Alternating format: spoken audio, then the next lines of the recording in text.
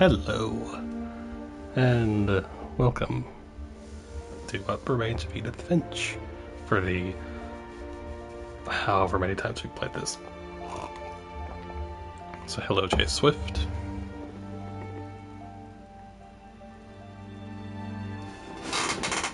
And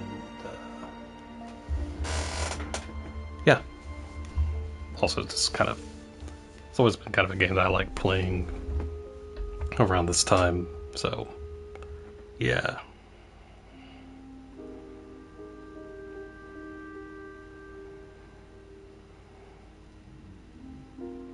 So anyway, so this is the first time I'm playing this on PS5. I know they did an update thing for it, so yeah. Just going to turn off music real quick. So, and I'm going to mute myself. I also imagine really nice organ music playing, but the thing is, it's copyrighted, so yeah.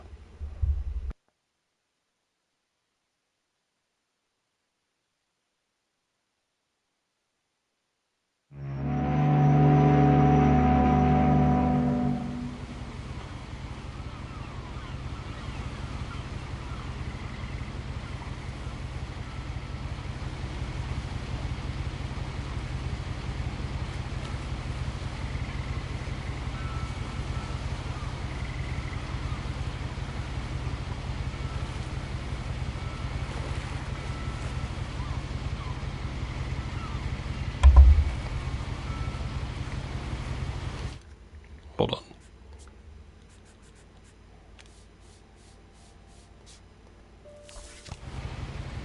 Okay.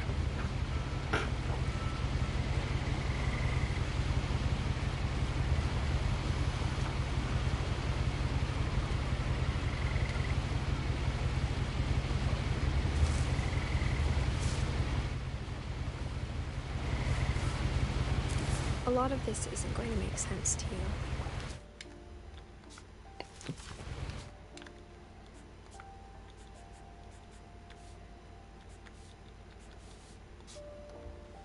I'm sorry about that.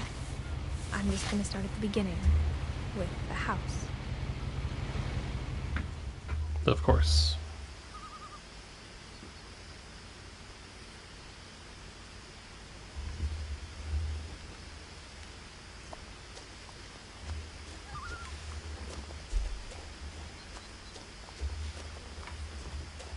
I lived here until I was 11, but I wasn't allowed inside half the rooms.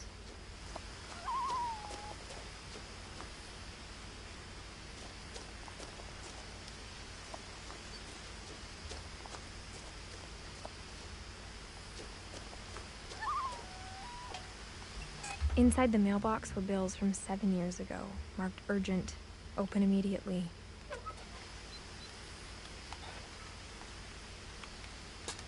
Yes. I hadn't been back since my brother Lewis's funeral.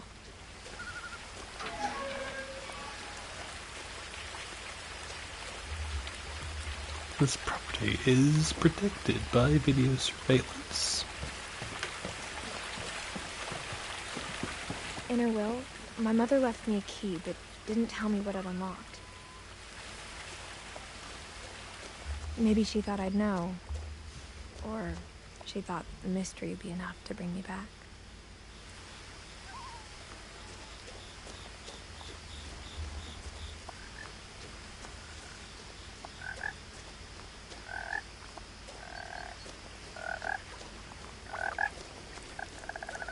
A bit.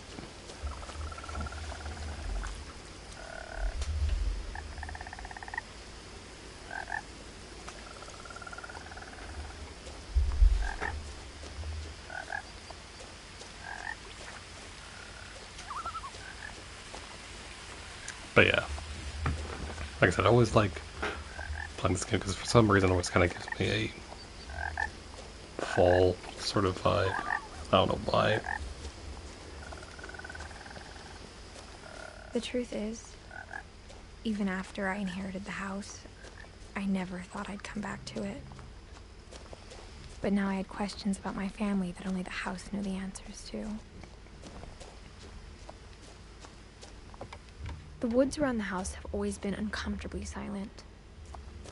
As if they're about to say something, but never do.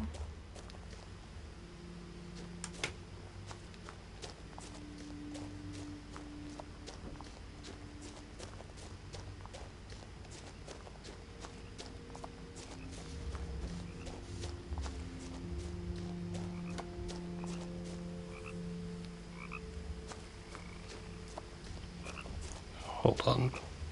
That's the other path. So.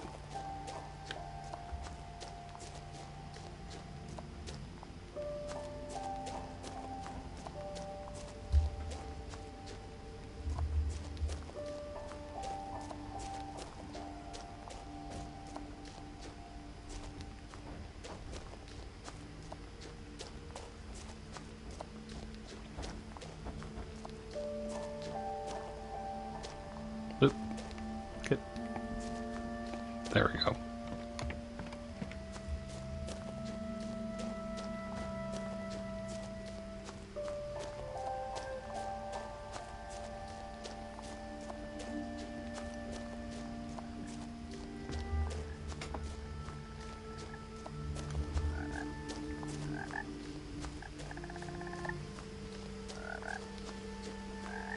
Because there is actually a thing for going down both paths, so.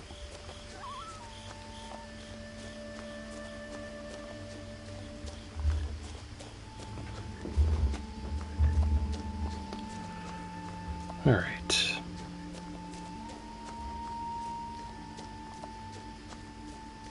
No one had driven this way in a long time, but I saw a few hoof prints.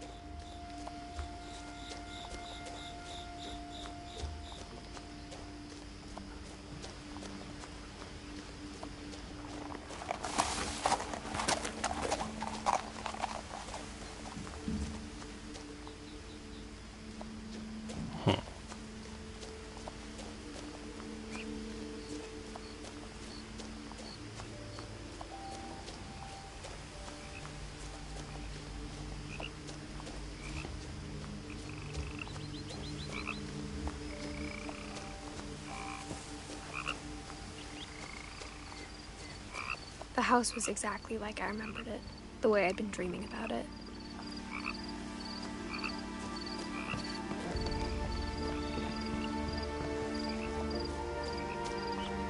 I asked Edie once about the dragon in the pond. She said it had killed her husband.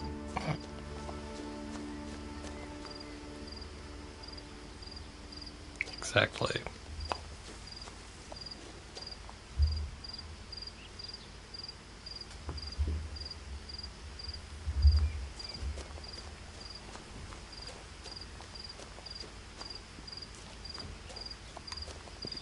As a child, the house made me uncomfortable in a way I couldn't put into words.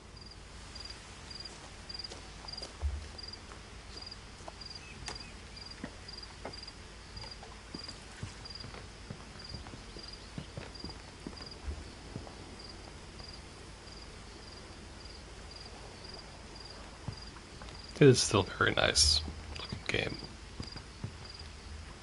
Now, as a 17-year-old, I knew exactly what those words were.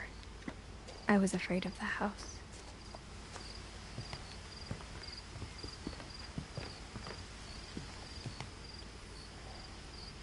I hoped the key might unlock the front door. It didn't. So I barged in.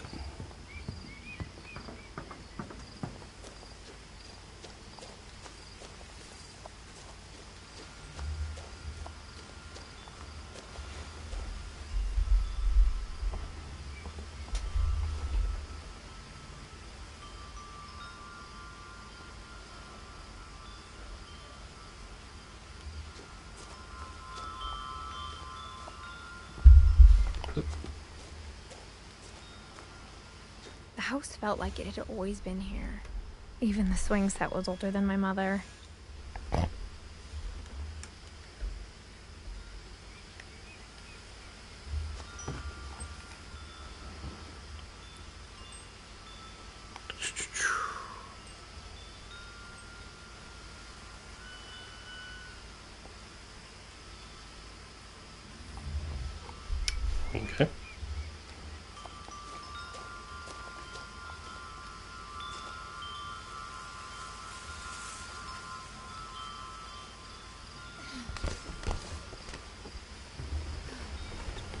through the doggy door used to be a lot easier when I was 11.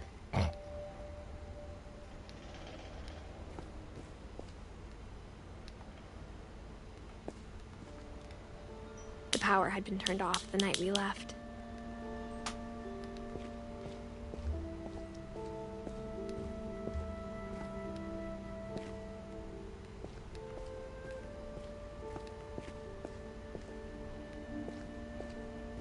For the first time in years, I felt like I was home. Yes. But instead of a family, there were just memories of one.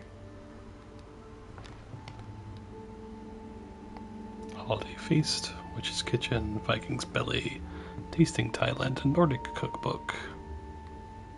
Weird recipes, flour, salt, water, yeast. Northwest Chef. All that good stuff. Edith Finch.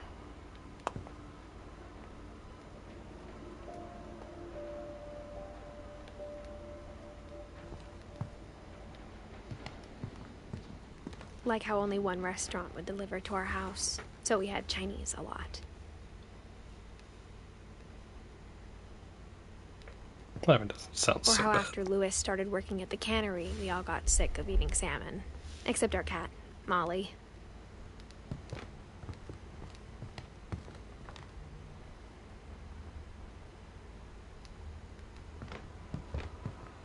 Alright. The table was still a wreck from the night we left. It was like a bomb had gone off, killing everyone but sparing the furniture.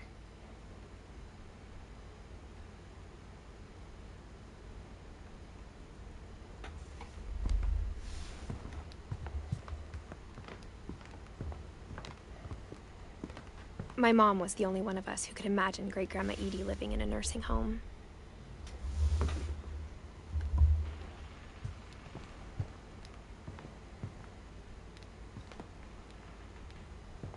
Nothing in the house looked abnormal.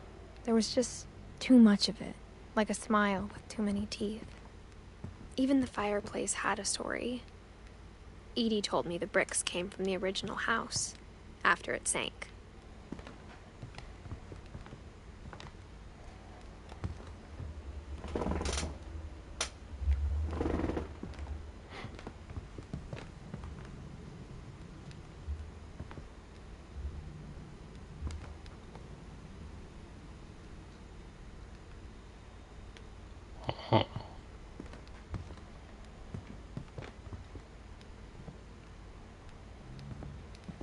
Mom always told me to stay out of the basement, so I wasn't too surprised when the key didn't fit.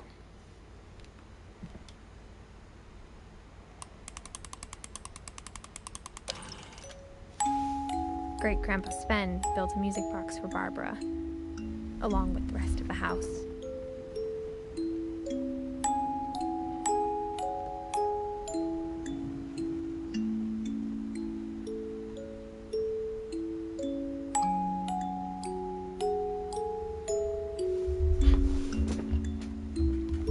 And yeah, this house is quite cool, honestly.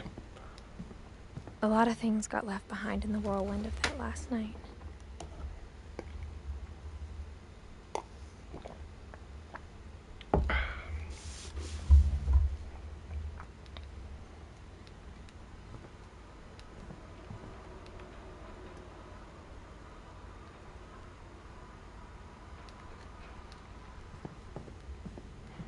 Alright.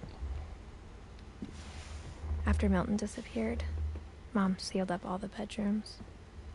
Then Edie retaliated and drilled peepholes.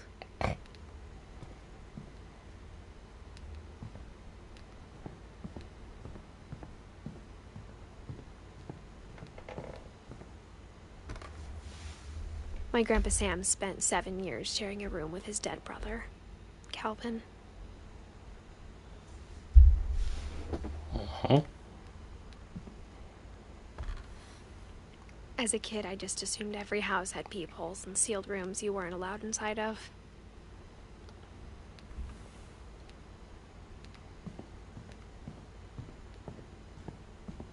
totally.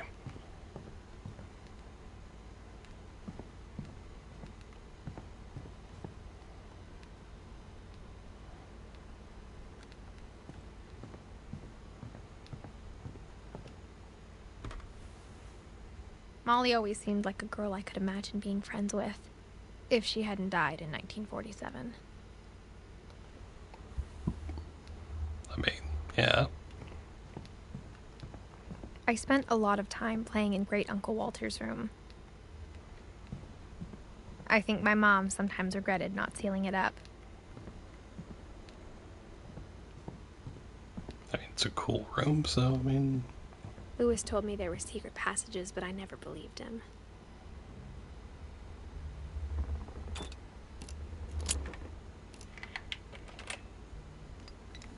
Turns out, my mom was really good at keeping secrets. Now it was time to find out what my mom had been afraid of. Cthulhu. Reading this, maybe it sounds like I had a plan. But I had no idea what was behind that door.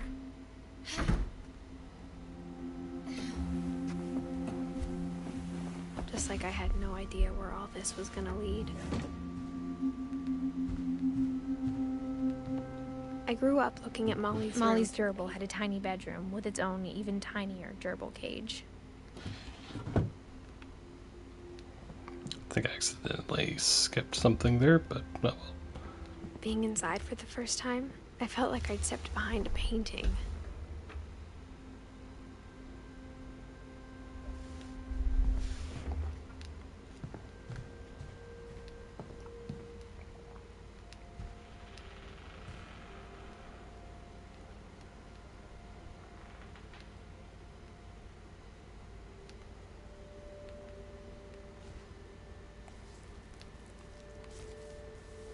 December 13th, 1947. Dear Diary, I'll be gone soon, but I wanted to tell somebody about what's gonna happen. It started when Mom sent me to bed without dinner. I woke up and I was starving, so I looked around for something to eat. So I ate all the people. I mean, The gerbil food was dry, but I didn't mind it.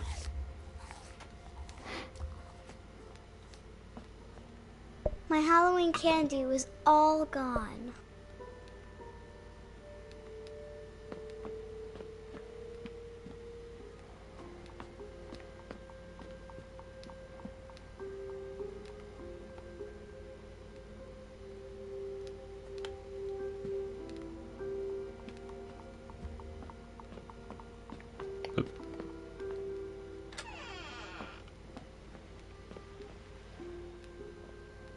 I kept eating and eating. toothpaste.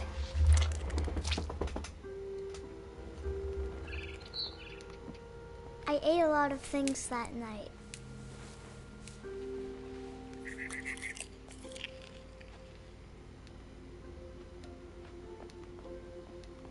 Then I heard chirping outside my window. It was a barn swallow going back to her nest. I reached out for her.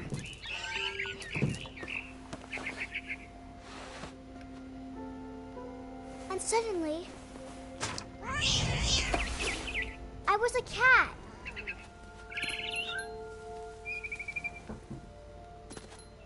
I tried to be quiet, but the bird was really scared.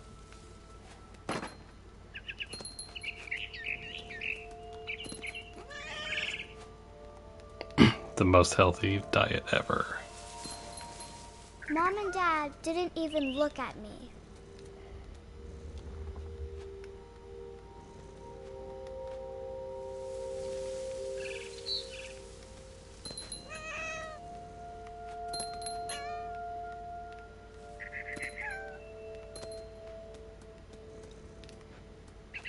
Oop.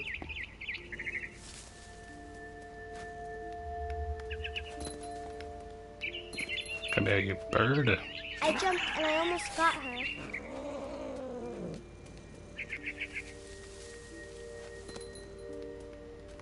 I I could tell she was getting really tired.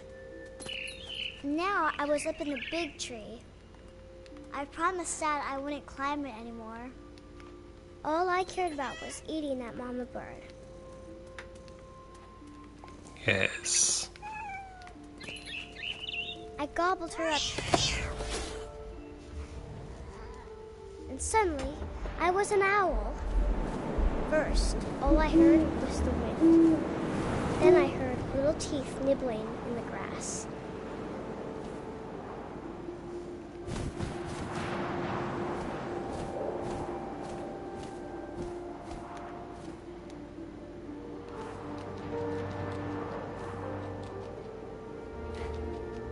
Yes. Rabbits. Rabbits.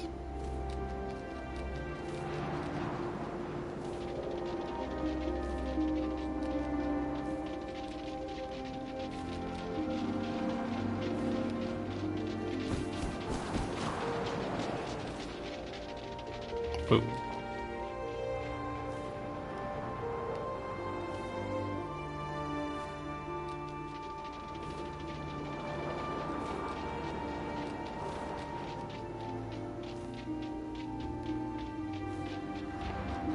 Hold on.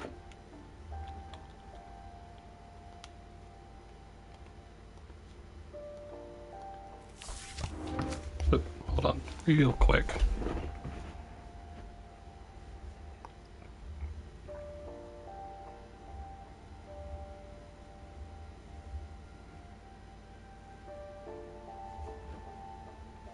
Okay.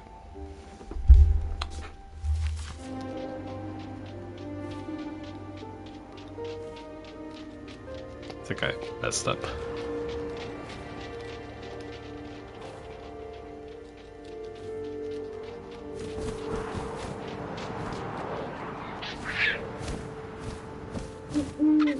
I imagined his face looking up and seeing mine through my talons. Did I? I swallowed him up, and I didn't chew one bit. Then I flew off to find something bigger.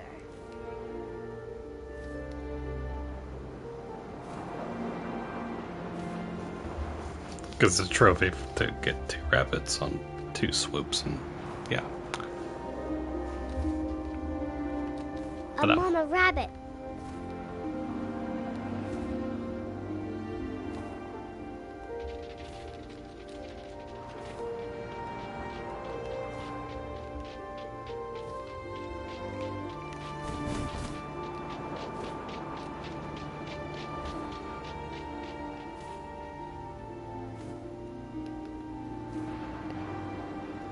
Oop.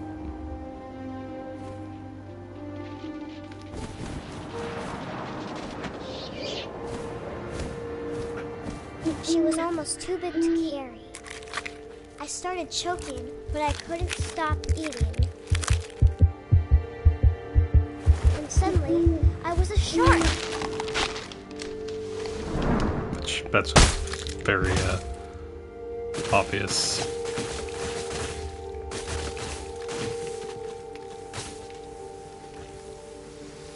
Transition there from a owl to a shark.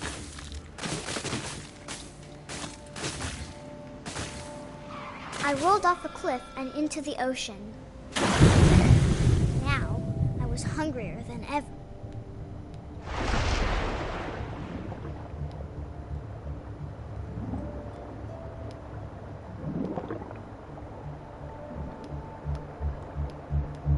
I wanted fat, juicy seals. I tore off her flipper, and it tasted really good.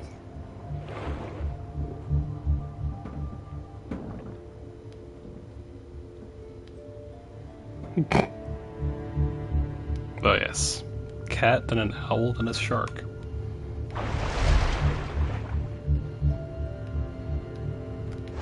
grabbed on tight. There we go. But I was so hungry, I jumped out of the water. When I opened my eyes, everything had changed.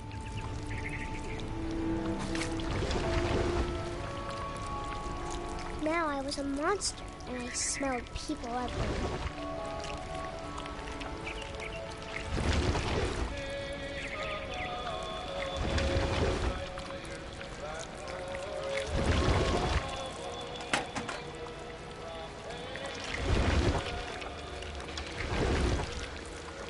I was big, but I moved real quiet.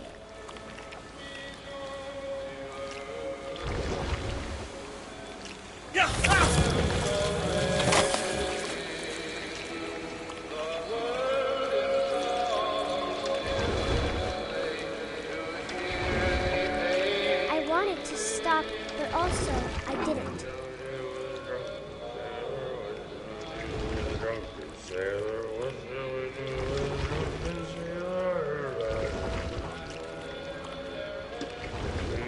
Belly with a rusty razor, his belly with a rusty razor, his belly with a rusty razor, what shall we do with a drunken sailor? What shall we do with a drunken sailor? What shall we do with a drunken sailor? Put him in bed with the captain's daughter, put him in bed with the captain's daughter, put him in bed with the captain's daughter. What shall we do with a drunken sailor? What shall we do with a drunken sailor? What shall we do with a drunken sailor? What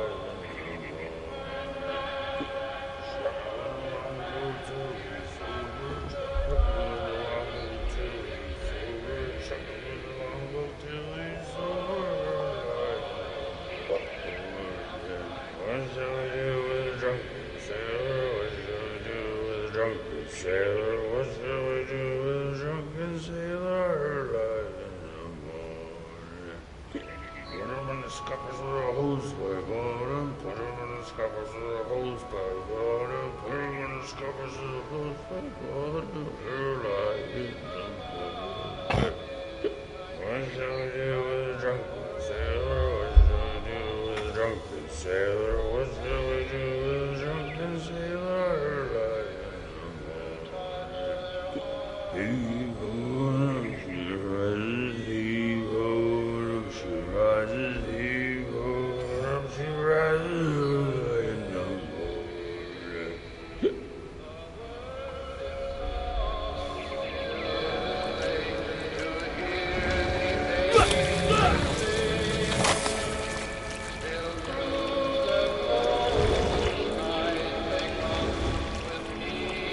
Alright.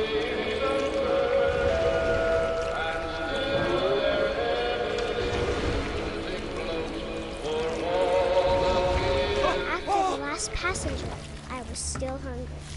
And across the water, I smelled something new. Something I had to have, so I swam towards it.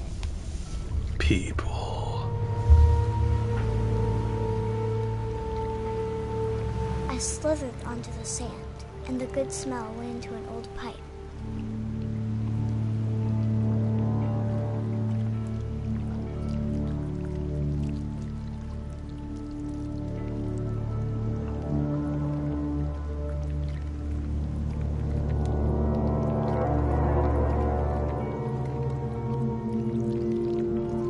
Yes.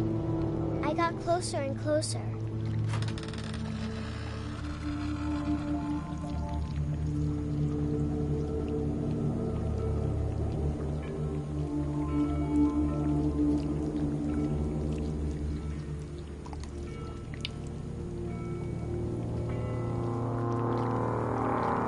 I was just saying if you could go more places with it, but nope.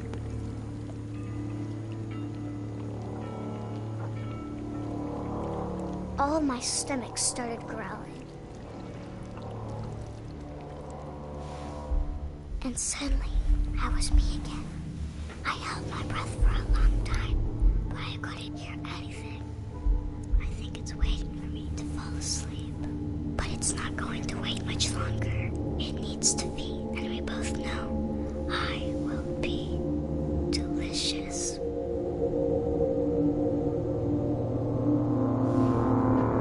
I will be delicious.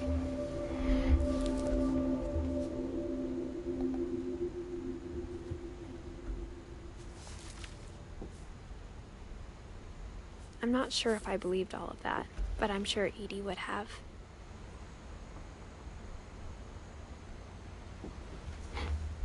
Nice. I got the sense Edie had spent a lot of time here before my mom sealed the doors.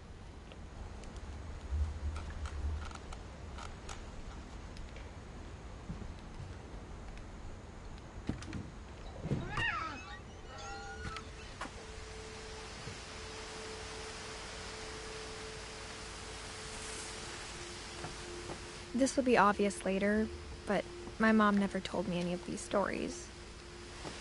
Edie would have, but Mom didn't like bringing up the past.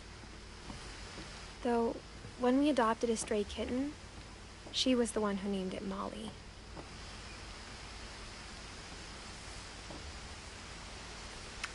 Totally.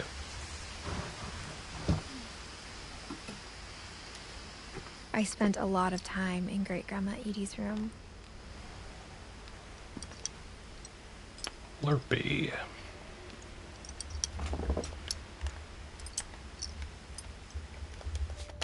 Oop.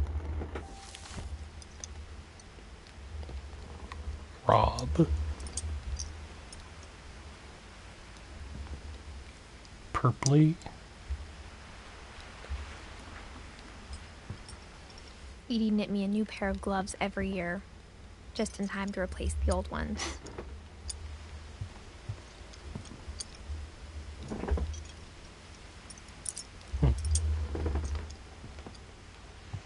Louis died a week before we left, but Edie had already started to memorialize him.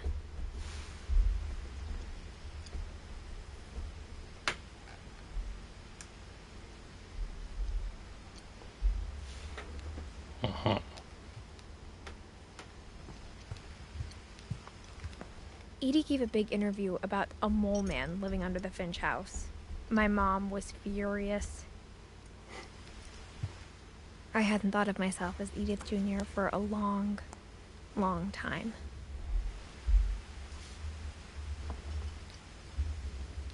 When Edie told people Sven was killed by a dragon, she could also have said he was building a dragon-shaped slide that collapsed. She could have, but she didn't. Nah, why say that when you can just sensationalize the story?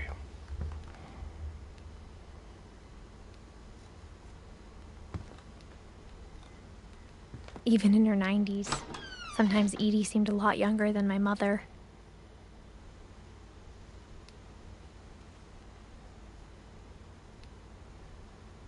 Hold on.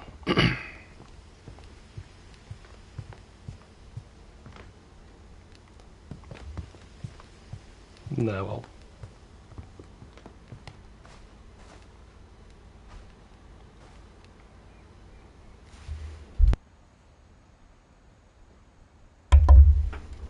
I think we should all aspire to have a... The only trace Grandpa Sam's first wife Kay left on the house was the pink bathroom. Yes, I think we should all aspire to have a bathroom. It was a pretty big trace. We should all have a bathroom like this. Just saying. We should all aspire for it. So...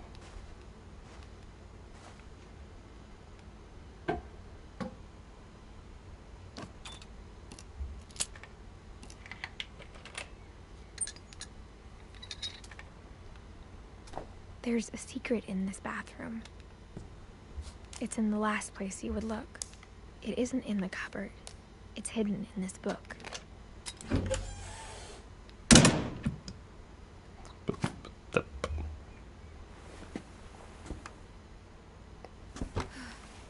Sven gave Sam an old camera he'd refurbished. He never put it down.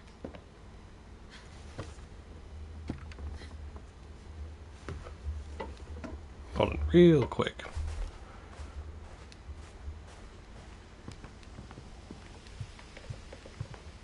Her room was like a museum.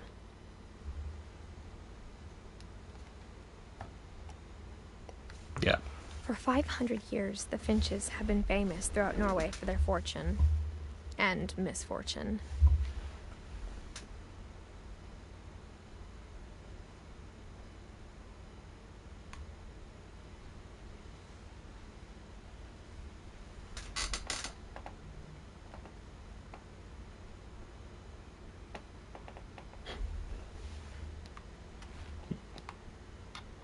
That's not. Dang it.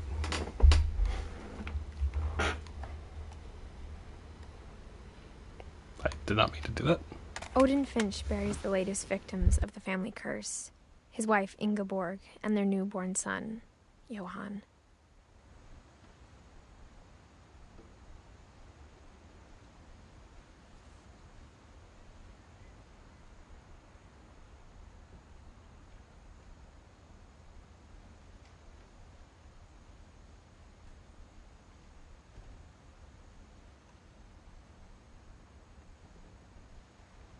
On January 7th, 1937, he set sail with his family and his house, hoping to leave the curse behind. But 40-foot waves off the coast of Washington send the house and Odin to the bottom of the sea.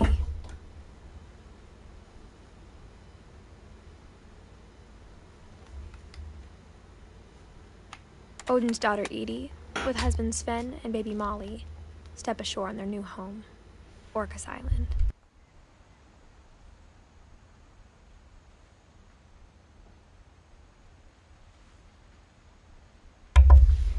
Of course.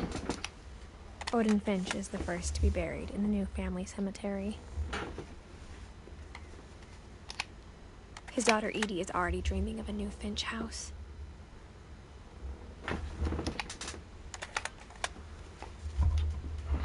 There we go. Whatever's wrong with this family, it goes back a long ways.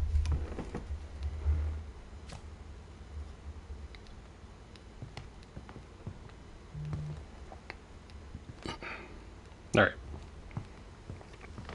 Just wanted to get that. Because I like getting all the stories, so.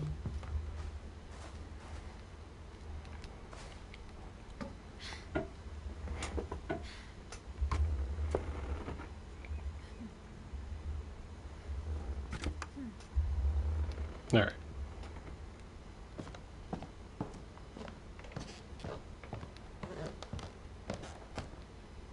Yeah, there's nothing else. Okay.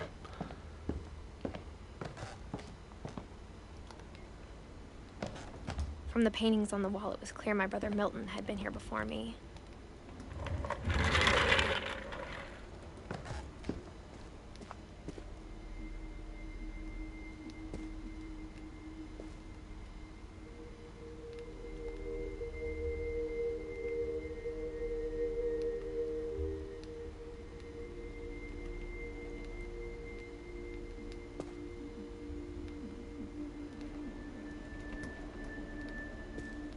All right.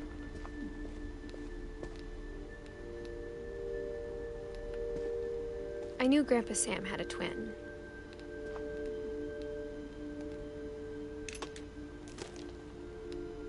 And that he never talked about him. I guess my grandpa didn't like history any more than my mom did.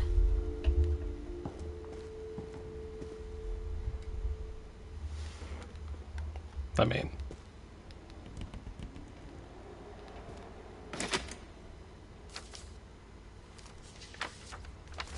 How I Want to Remember My Brother by Sam Finch. The thing I remember is that when he made up his mind, that was it.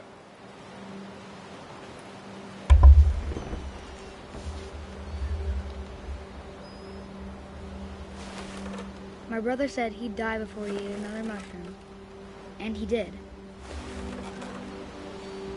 At Barbara's funeral, we swore we'd never be afraid again, and he wasn't. I think Calvin always wanted to fly.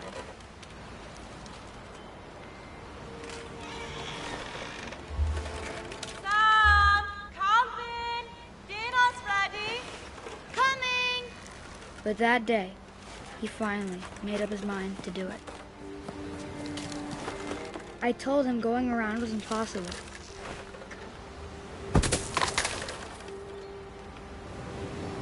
Maybe if I hadn't said that, Calvin! I'm not gonna tell you again! maybe if the wind hadn't picked up,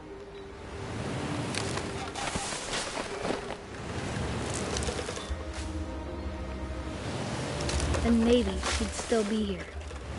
But I doubt it. Well, I yeah. think he'd already made up his mind. That's what I want to remember about my brother.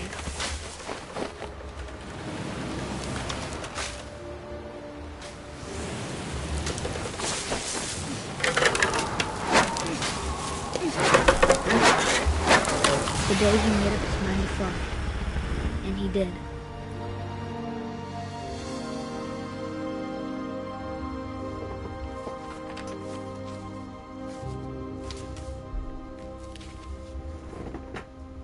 Calvin's story felt strangely familiar. When I was younger, I remember trying to do the exact same thing.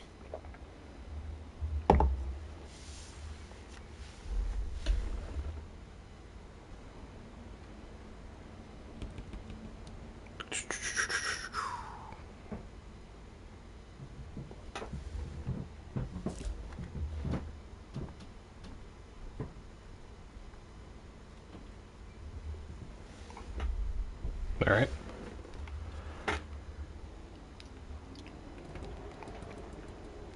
Yeah. After the funeral, Edie roped off Calvin's half of the room. Mom said Grandpa Sam enlisted at 18 and never set foot in the room again.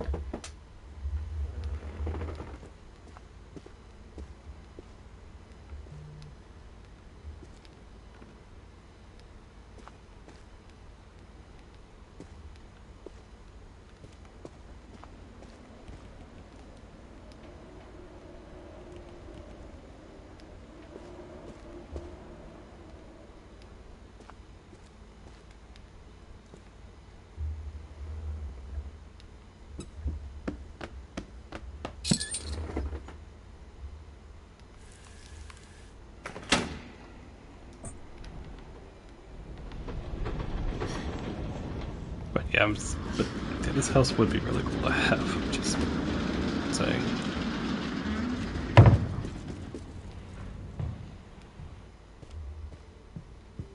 The passages were a pretty tight fit. They'd obviously been built for smaller hands and bellies.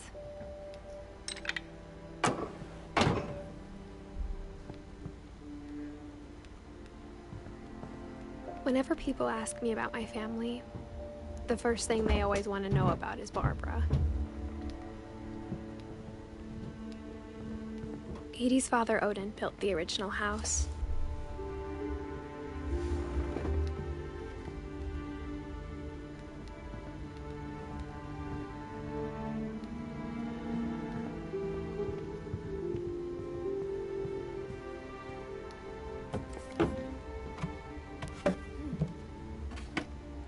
Growing up, I always thought of Barbara as a child star.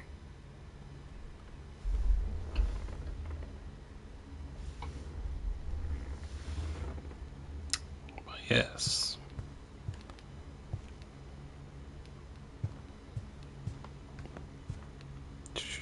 I never thought about how hard it must have been for her afterwards.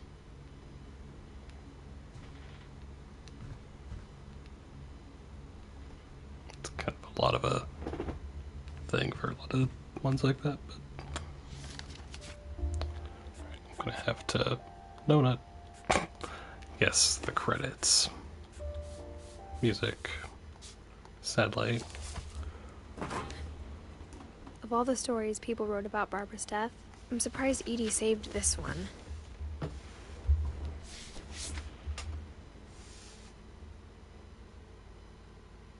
Old Jack here with another ghastly tale inspired by America's most unfortunate family. I'm calling it The Surprise Ending of Barbara Finch. As a child star, Barbara was famous for her scream. Now at 16, she was all washed up. A has-been. But in a lucky break, she'd been asked to perform her signature scream at a local convention for monster movie fans. It was just the boost her career needed. Unfortunately, her scream hadn't aged well. Getting better. I think you just need the right motivation. Her biggest fan and current boyfriend, Rick, was about to demonstrate when... Now that was a great scream. It was Barbara's father, Sven. He'd slipped into a table saw and had to be rushed to the emergency room. So Barbara got stuck babysitting her youngest brother, Walter. Her convention comeback was cancelled.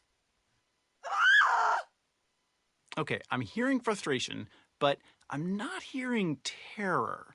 What if I tried... A gang of hoodlums in Halloween masks have been terrorizing Orcas Island tonight. Police are urging residents to... That came from the basement. You're right! Also, I loved your delivery on that. Why is your basement door locked? Because my dad likes making puzzles and secret passages. There's a key hidden in the music box. The secret is to keep winding and winding until finally the key pops out. Thanks, babe. I'll be back in a sec. 20 minutes later, Rick hadn't returned. So Barbara went to look for him, right on cue. She reached for the music box.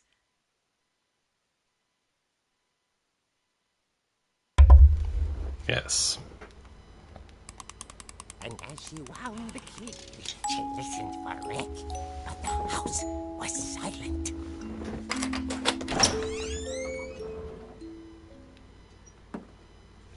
Now, like, the Halloween music's supposed to be playing here. So, yeah.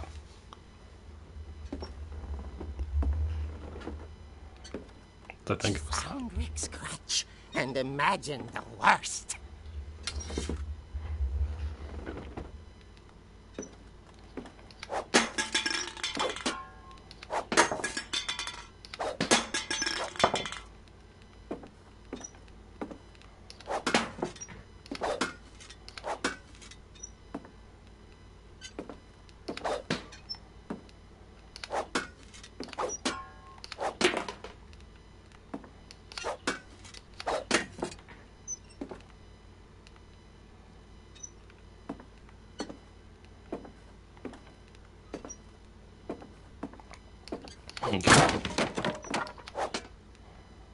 The gang's leader is the infamous Hookman killer, Dr. Carl Hamill, who impaled and then ate his family 10 years ago tonight.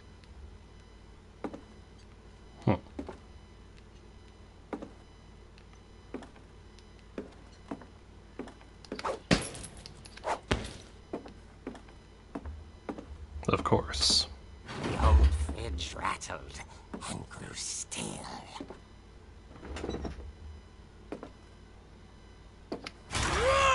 Oh dear!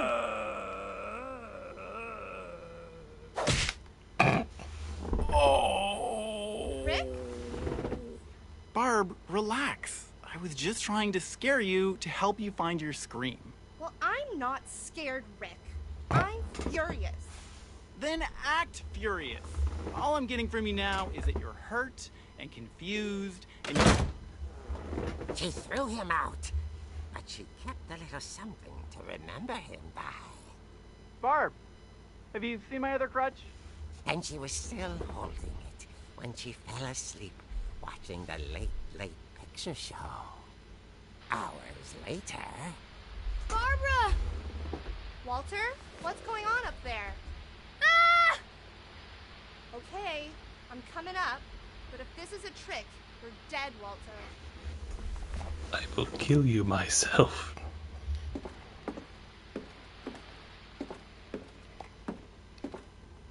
I will say, I think the... it's either I forget things about the game, or there were details I'm noticing. I don't know.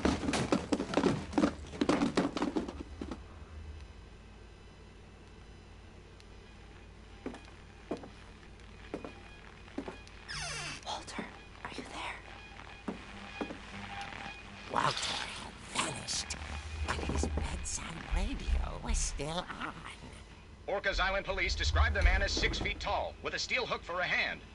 Residents are urged to lock all doors and windows and notify the police of any suspicious activity. Or not. Bob returned, saw the hookman, and was speechless. He was quite smashing. And who he was, he couldn't get enough of Barbara. Okay, Barbara, there's gotta be another way out of here.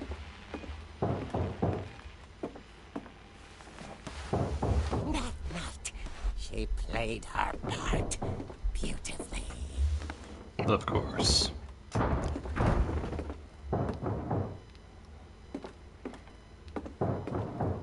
Molly's door hadn't been opened in years. The hinges groaned.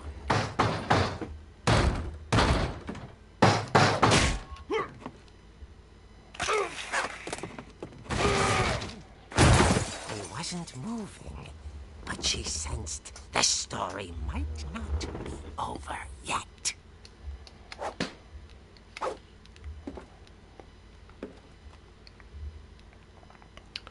Just jump down and like smack him.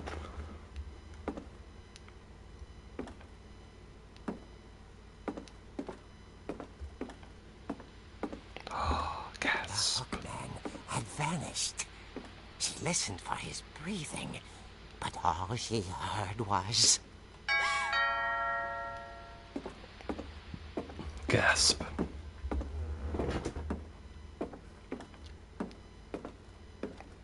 At the door, she heard whispering.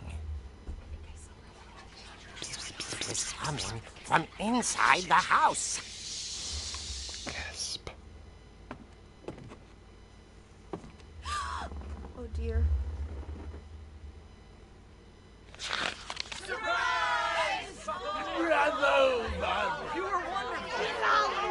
The monsters had come to surprise her. For Barbara, it was a dream come true. Then she saw what kind of monsters they were, and she realized what was about to happen. She was going to be famous. And with her final breath, Barbara Finch gave the performance of her life.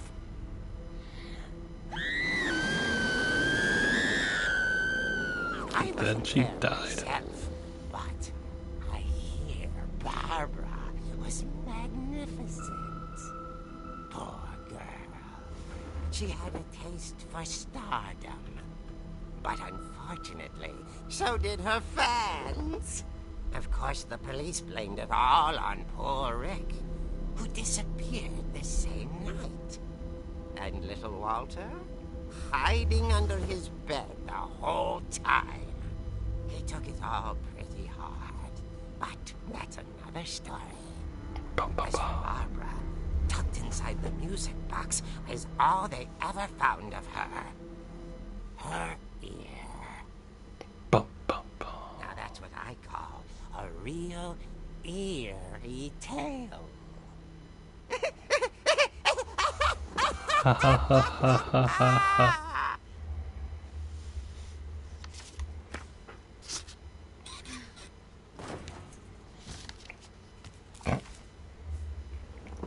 Edie told me all Barbara wanted was to be remembered, as absurd as that comic was. Maybe what Edie saw was a happy ending.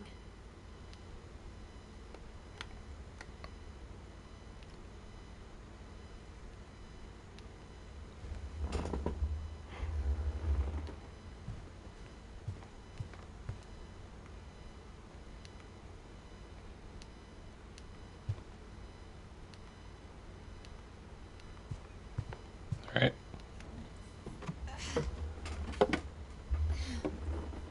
I guess now I know why Mom didn't like me playing with the music box.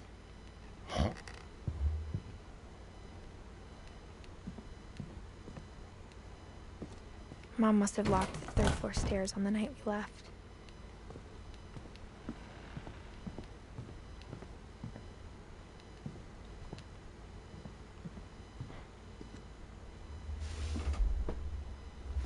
I guess I can turn music back on. For now. There's one other instance I'm gonna have to turn the music off, so.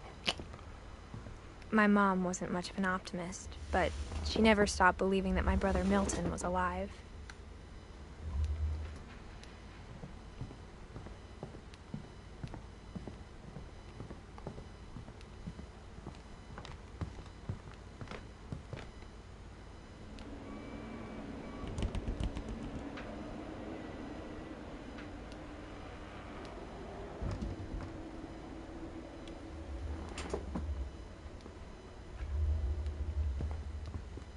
It's funny. All those times I played with the music box and never found the basement key.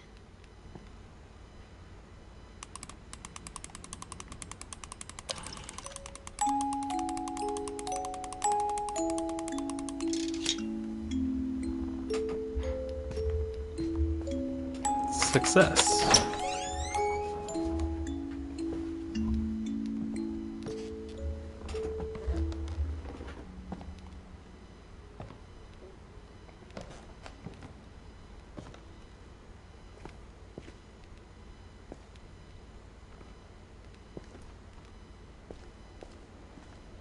Alright. Mom said the basement was off limits, unless I wanted another tetanus shot.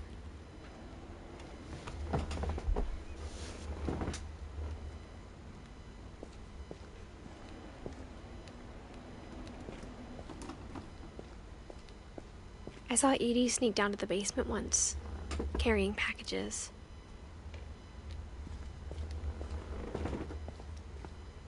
I thought maybe she was hiding presents. It turned out she was hiding a lot more than that.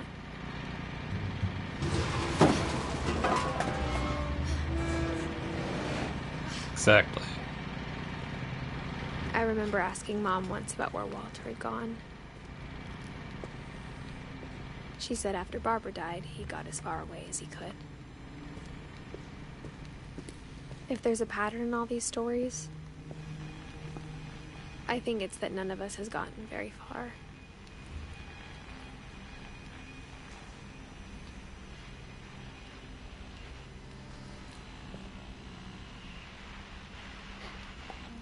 Peaches, lots and lots of peaches.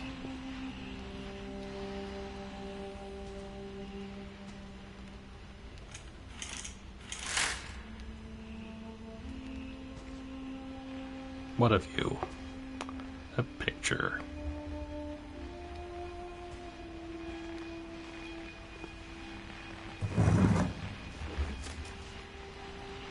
Goodbye, everyone. I can't believe I've been down here for 30 years.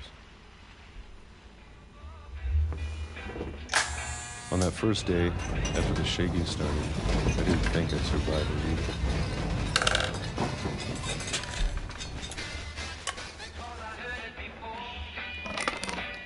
But after a few days, I settled into a routine. That's what kept me sane. Having a schedule, living for today. I always expected to be dead tomorrow. If you wait long enough, you get used to anything.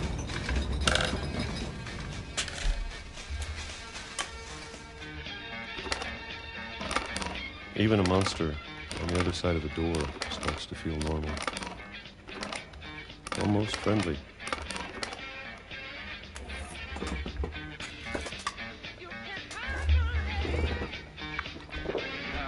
And then one day, everything just stopped. Whatever that thing was, it was gone. Maybe it got tired of waiting. Or maybe I just got tired of being afraid.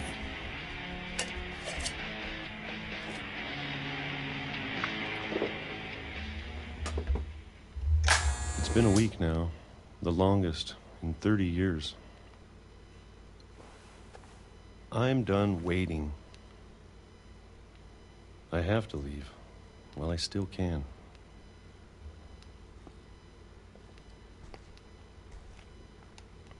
Exactly.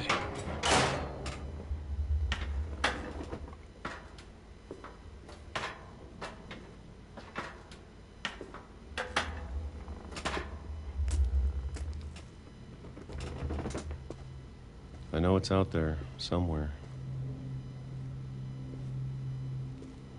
Whatever killed Barbara and Molly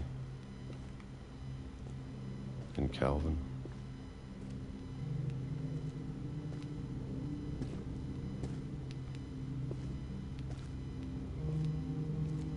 Maybe this is all a mistake.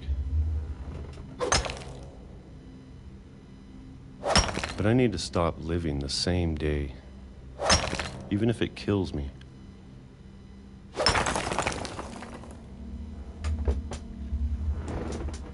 Whatever's out there, I want you to know I'm ready for it. I'm going to appreciate all of it, especially the food. I don't mind if I only have a year left. Or a month. Or a single week. I'd be happy with one new day. I can already imagine the sun on my face.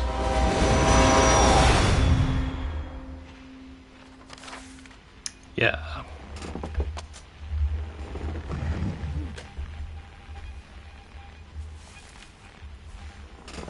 Walter died when I was 6. I can't believe my mom never told me he was down here.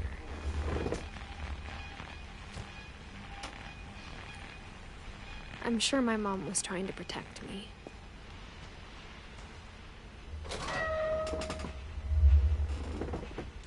Then I killed her.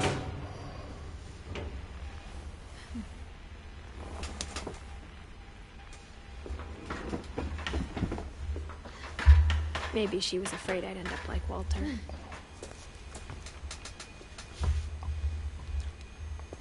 But if she never told me about an uncle under the house... Tomato ketchup.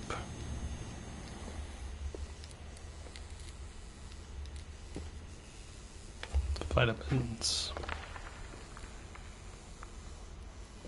Albano's cereal. Extra crispy. I can only imagine what else she was hiding. I don't want to make the same mistakes she made.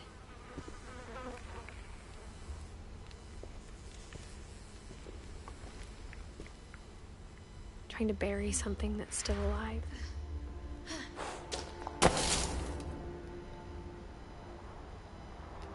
Now that there's only one of us left, or maybe 2, I thought it was time I heard the stories for myself and found out what happened to everyone else. Makes But now sense. I'm worried the stories themselves might be the problem. Maybe we believed so much in a family curse, we made it real.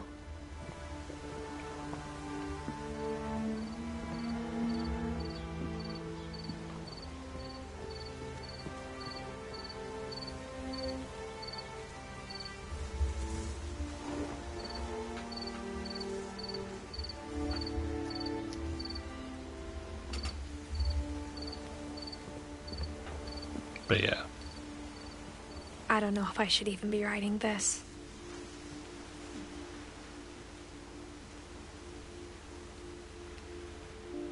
There's quite a lot of stuff that's like implied and you could probably theorize about with the family and the whole possible curse or what have you. Maybe it'd be better if all this just died with me.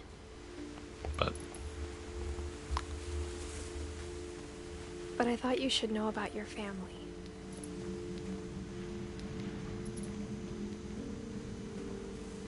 And the history you're a part of.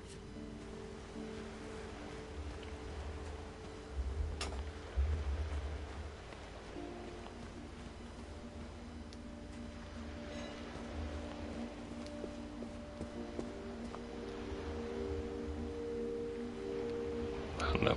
It's just something, fascinating or interesting to me. the whole, you know, I like to theorize that there was some Though, to sort be of honest, I feel as lost as you probably do right now. something about the family. I think the people in these stories believed them, for what that's worth.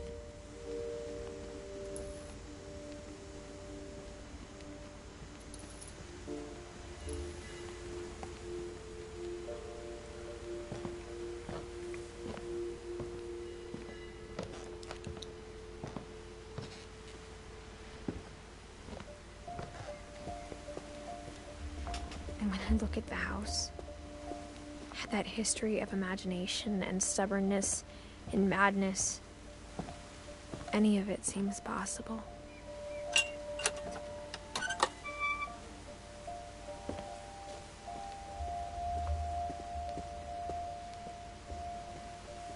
I think we've been surrounded by death for so long, we've just gotten used to it. What kind of family finishes building a cemetery before starting the house?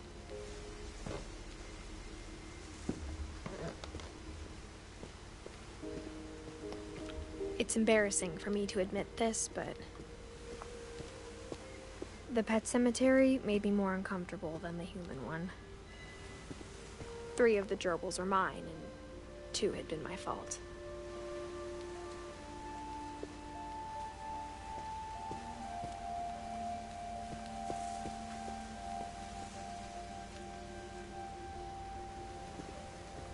Sven built the house, but it was Edie who designed the cemetery.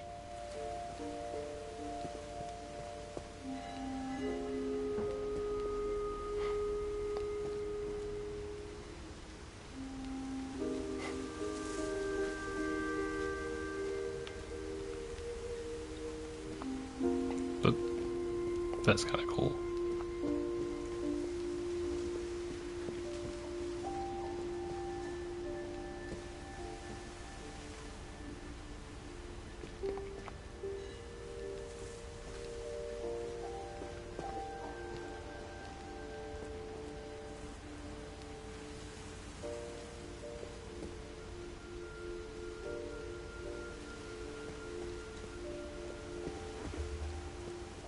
I'm sure Odin's monument had been Edie's idea.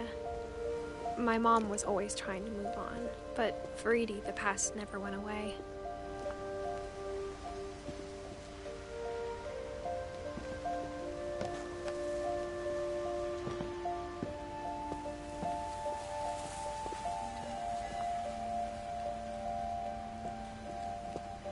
She could see it poking out of the water at low tide.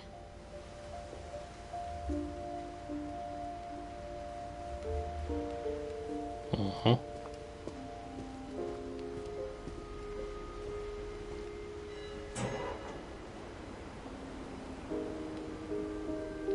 Edie said she dreamed about the old house every night.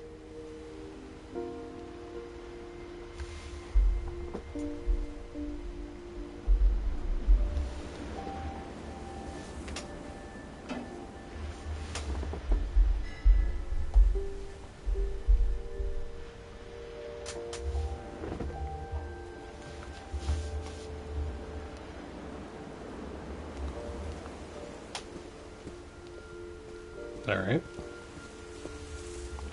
Edie's side was always easier for me to understand.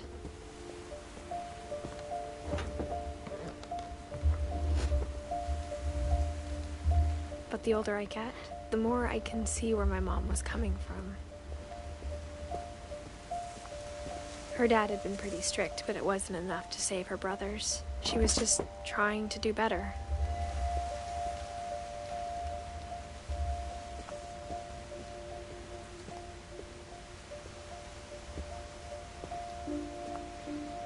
She lost 2 of her brothers, just like I did. I get why she tried so hard to protect us. We never found Milton's body, so my mom insisted we were putting up a monument, not a tombstone.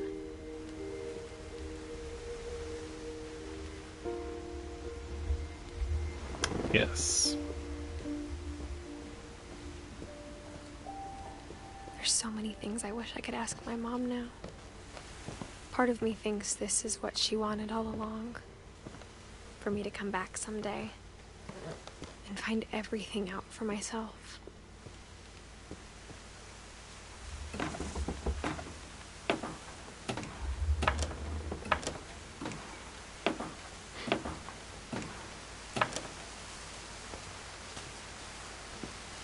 But looking back on it now, if she told me there was going to be so much climbing, I never would have come when I was 22 weeks pregnant.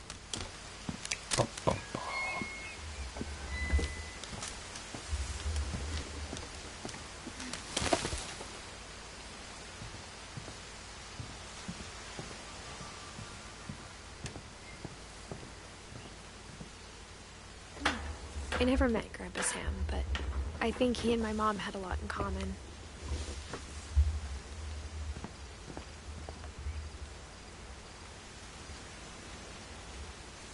Very nice. They were both pretty intense. Rawr. Sam spent his life shooting photos, but Mom said he got nervous being in front of the camera. I guess we're all afraid of something.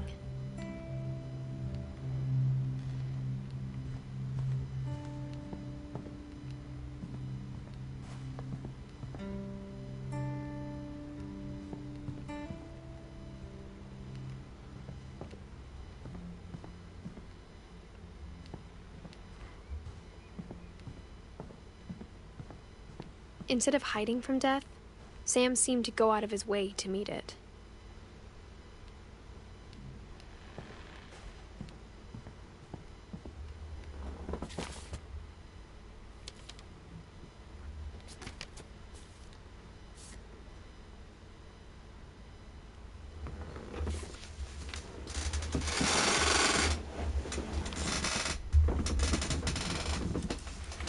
Dawn, I promise, you'll never forget this weekend.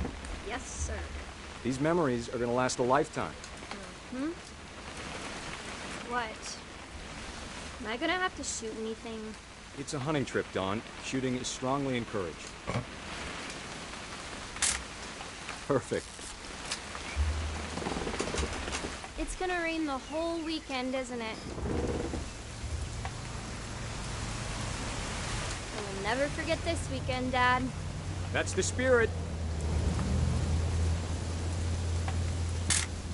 Okay, got it.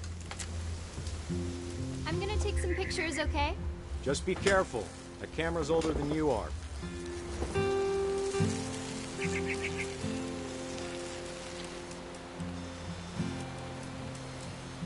Definitely should not have drunk all that coffee. Hey! That's a keeper. I'm just saying, I'm not always gonna be here, Dawn. You'll need to remember this stuff, if you want to survive. I'll be fine, Dad. You know who else thought he was gonna be fine? Some guy who died. Dawn, I'm being serious. I know, Dad. You're always serious. Doesn't being out here make you want to chill out? Well, to tell you the truth, I haven't been out here in... Dad! Good eyes, Dawn.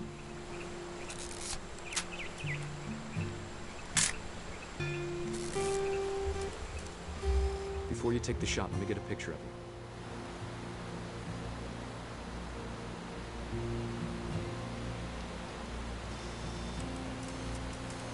Dad, I... Just breathe. Turn off your imagination. Focus on your target.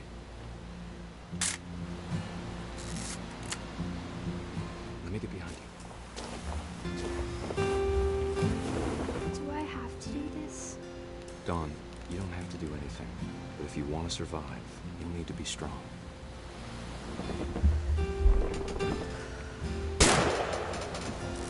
Great shot, Dawn!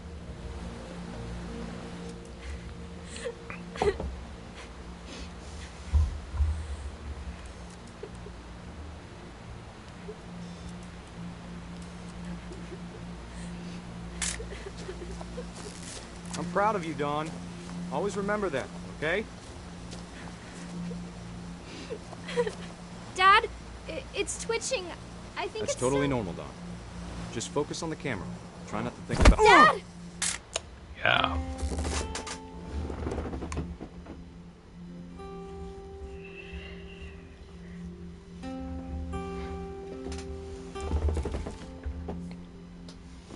all these stories, that's the one I wish most that my mom had told me.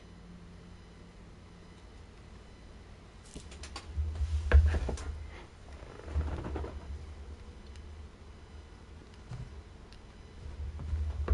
remember the first time ever playing this being really, really confused about what I was supposed to do.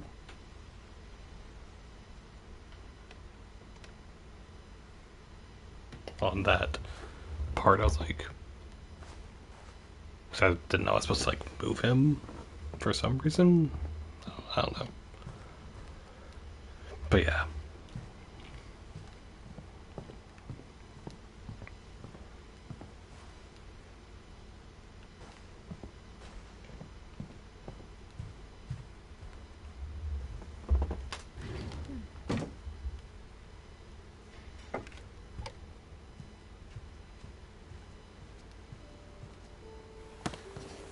After Sam died, my mom and Edie got really close. They'd both lost a lot.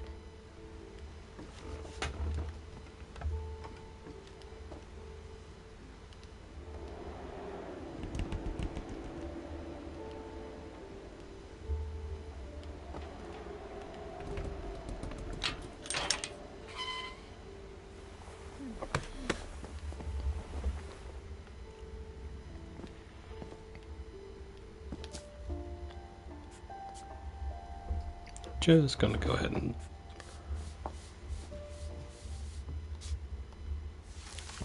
take out the music.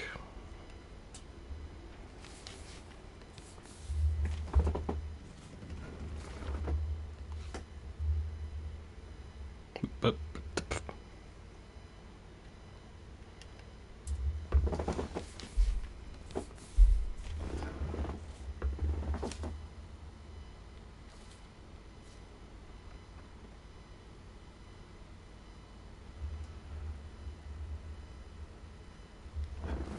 Dear Kay, do you remember the way Gregory used to laugh when he thought he was alone? Like something funny was happening, but only he could see it.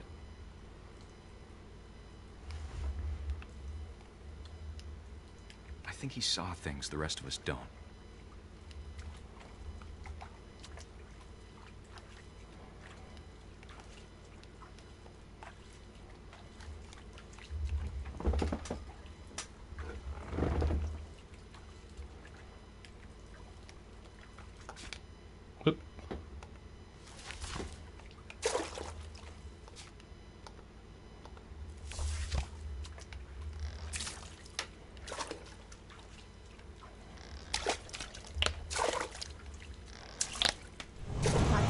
Gregory, it's time to...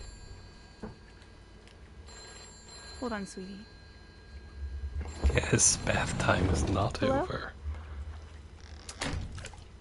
Sam, I told you I don't want to talk right now. I wonder what he saw. What his world was like.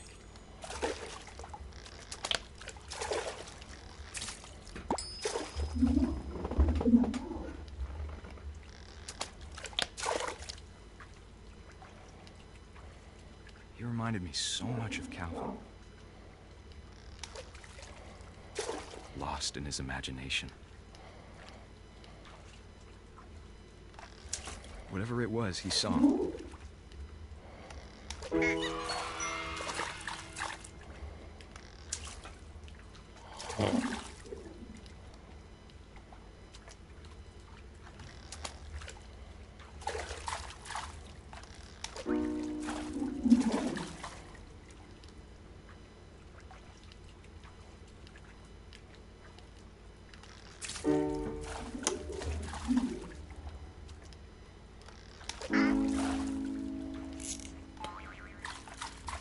Sure made him happy.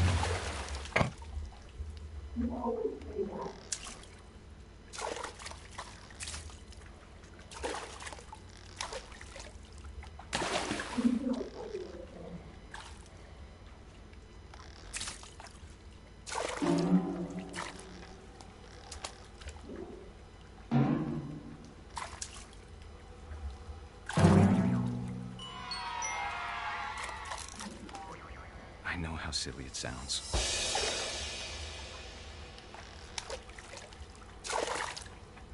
I worried about a baby being too happy. But I could feel him slipping away. Sorry about that, Gregory. I know you did everything you could. Maybe if I hadn't called that night.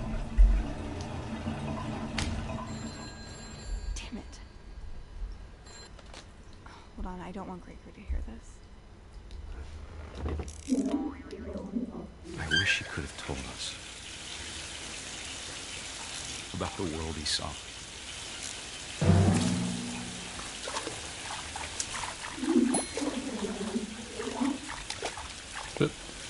Hey, there's so much I don't understand about Gregory. About everything.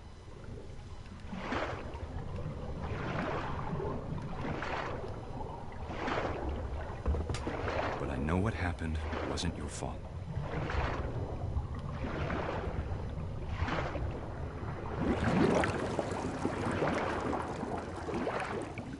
I'm sure he's happy. And he'd want you to be happy too. Exactly. Good luck, Kay. Love, Sam.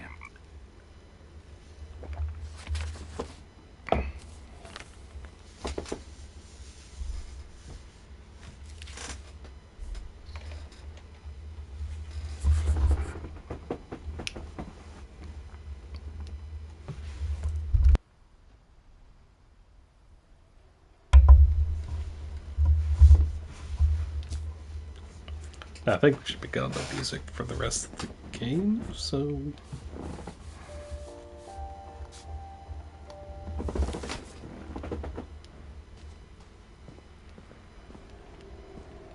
I can't imagine my mom ever writing poetry, and yet...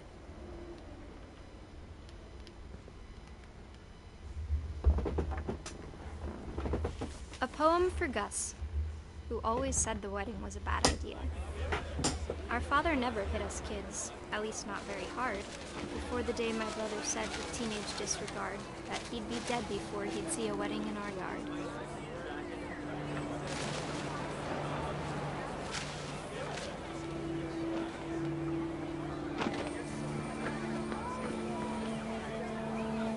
My father made him come, of course, but Gus stood far apart, just flew his kite and bottled up the storm inside his heart.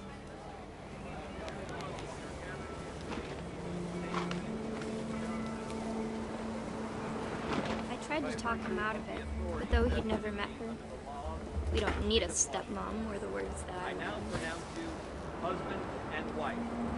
You may kiss the bride.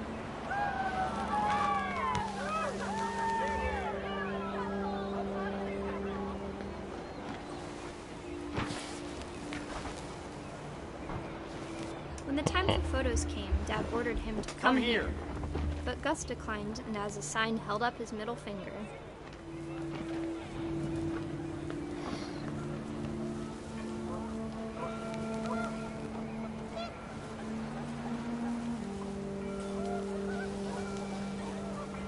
There we go. Wind picked up, and panicked geese appeared and quickly went. But all the humans did that day was go inside the tent.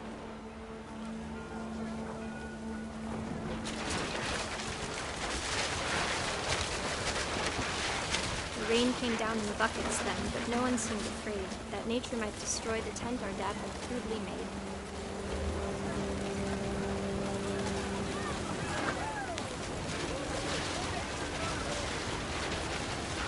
The thunder sounded much too close and full of angry power. But all my father said to this was, "Make the music louder."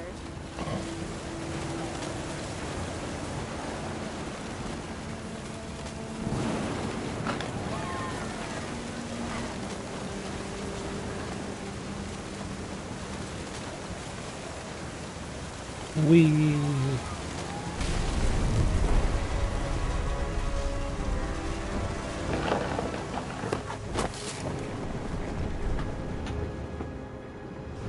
I wish that I could truly say I thought about you on that day. Out there on the beach alone, just you, the wind, the sea, and foam. But I didn't. until we found you.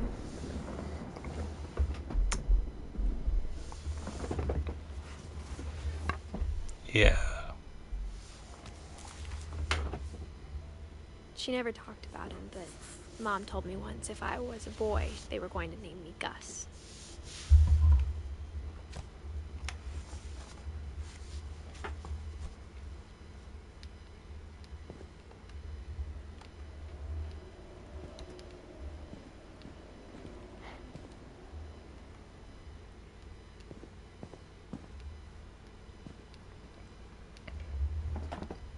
Emergency evacuation plan. Always good. My mom moved up to the loft after her brothers died. At the time, it was as far away as she could get.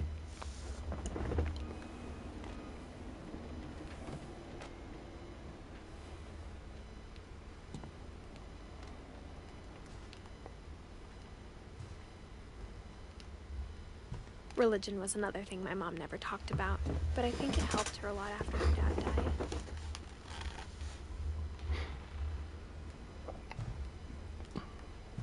She spent a summer building houses in Calcutta, where she met my dad, Sanjay.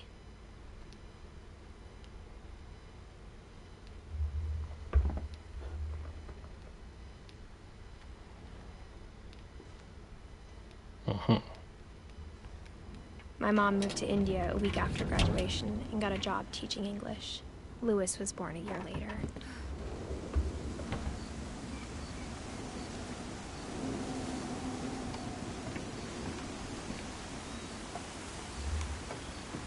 When my dad died, I don't think Mom knew where else to go. I'm sure Edie was happy to have her back. And to see kids in the house again.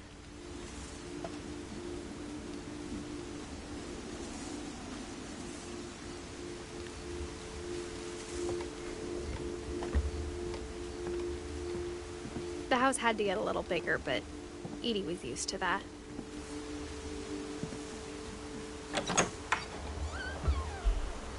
And for a while, things were good. Almost normal. No normalcy.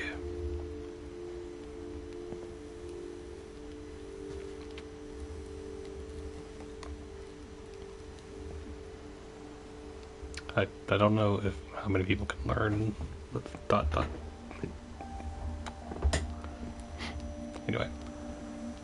Analyze objectively. Never stop learning. Assume nothing. Respect criticism. Ask tough questions.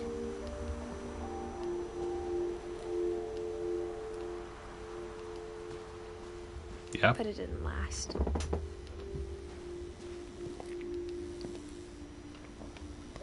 To teach and to learn, Dawn Finch.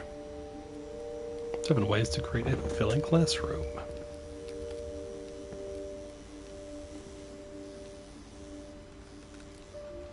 Scientific method, observation, question, research, hypothesis, experiment, data, conclusion.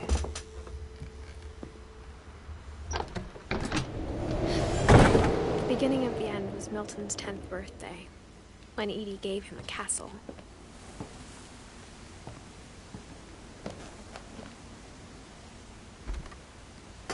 After Milton disappeared, the only thing he left behind was a room full of paintings.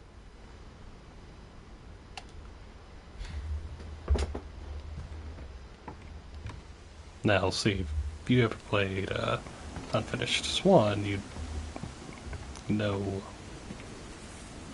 this reference.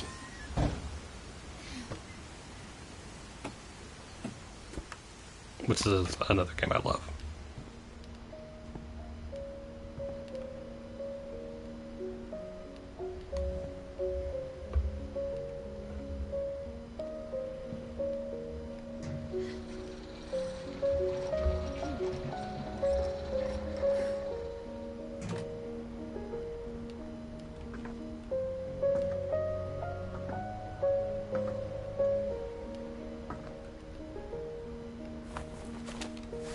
Milton Finch in the magic paintbrush.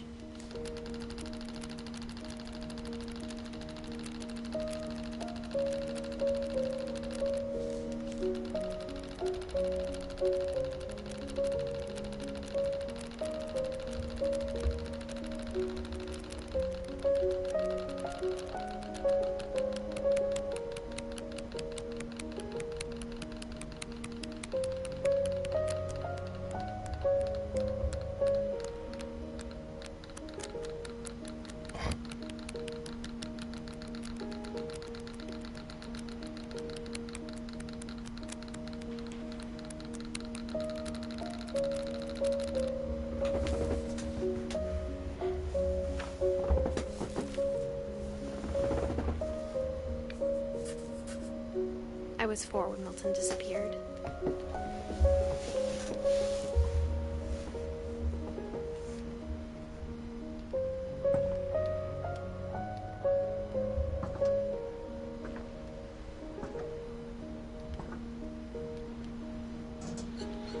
Mom spent months searching for my brother. Then she sealed the doors. And I do love this music a lot. Yeah, The Unfinished Swan is a really, really good Whatever game. Milton had found in the house, Mom didn't want it getting out.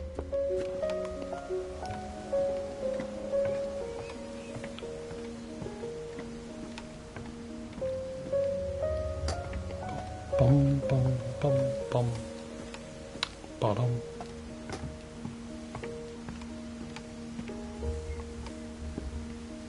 But yeah. Highly recommend Unfinished Swan. Mom definitely blamed Edie, but I think Lewis blamed himself. After he graduated, he just spent more and more time in his room. Until Mom got him a job at the cannery.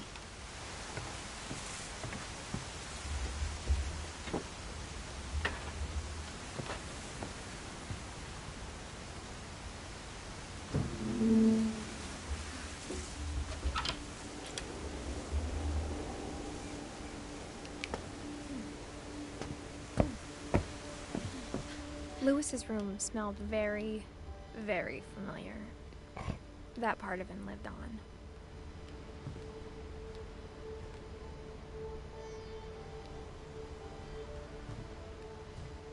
Yeah. He was so proud of being Indian. I think for him, it was a way to be something other than just a Finch.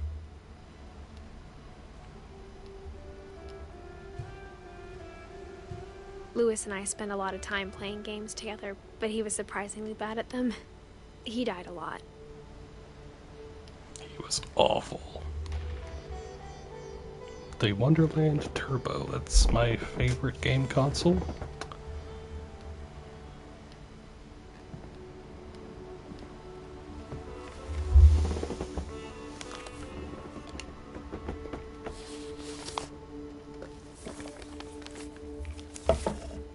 Dear Mrs. Finch, as Lewis's psychiatrist, I can understand your desire for an explanation.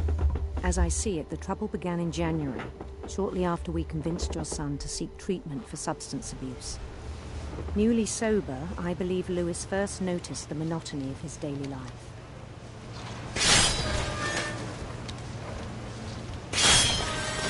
He kept working at the cannery.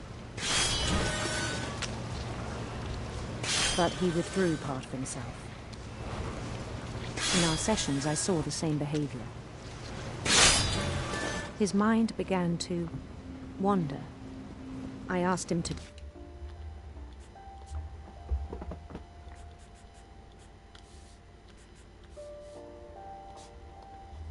describe it.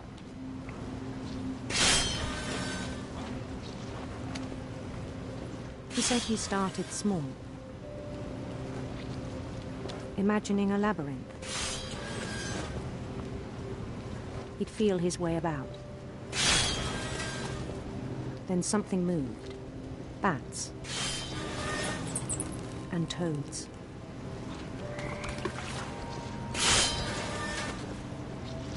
And things that have not names. He knew it was all in his head.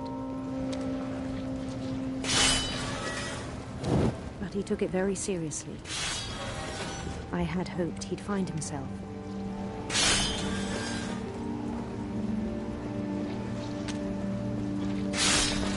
But he found something more. I worried about him then, daydreaming at the cannery. I spoke with his boss. Gotta, like, really pay attention because controlling But both... he said Lewis had become a model employee. Methodical, tireless, focused. Like a whole new Lewis. So I let him go on.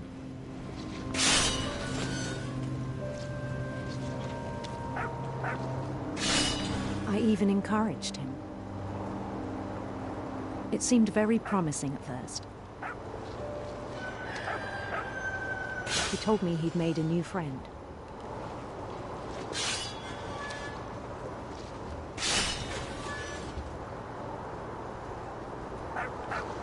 On the edge of a city he named Lewis Token. He built the city up slowly, brick by brick. Then he made musicians.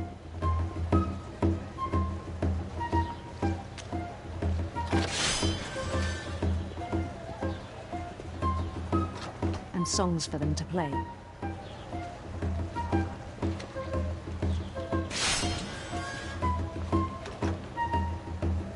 He talked about starting a band. And he was always humming something. Every day his imagination grew stronger.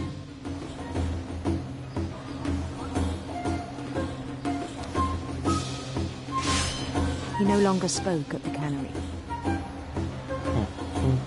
But his chopping was as reliable as ever. Then one day it struck him that all the cheering crowds, even the stones under his feet, were all in his imagination. So he could do whatever he wished.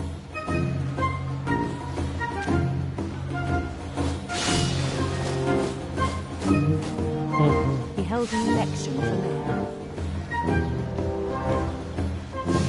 And he won. They begged him to stay, but his mind was already wandering. It became a game for him.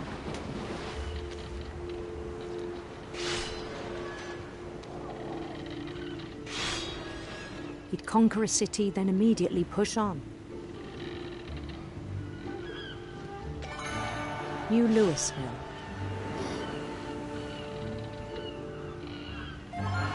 St. Louis.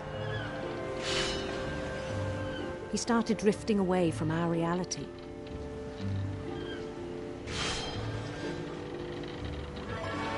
Minneapolis, until one day he forgot to go home from the cannery. Even as his mother pleaded with him, part of Louis kept sailing on.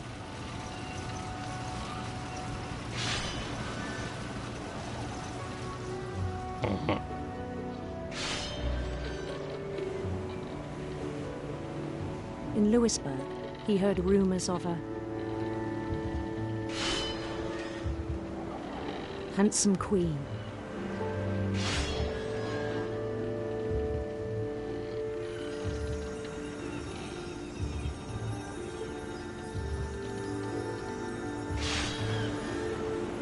The queen was on her own quest for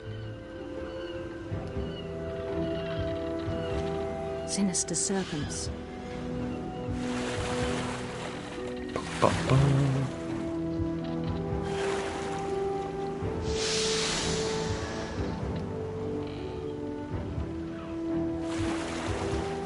He followed the sound of her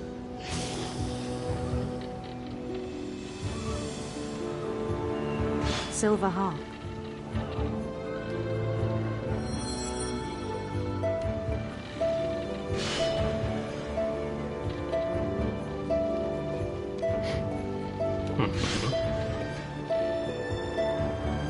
His His chase led him to a golden palace east of the sun and west of the moon.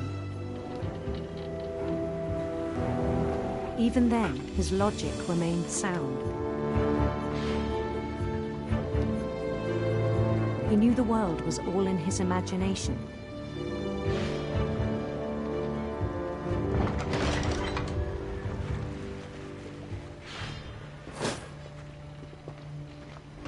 But he was so proud of having created it.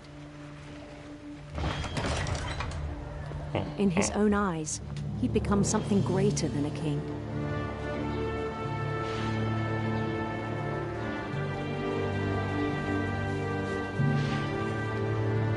For someone who'd never known success in the real world, I think it was overwhelming. Probably. And then it struck him that the real Lewis was not the one chopping salmon, but the one climbing the steps of a golden palace.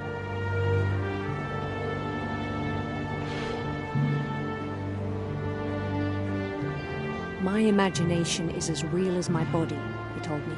It was hard to argue with him.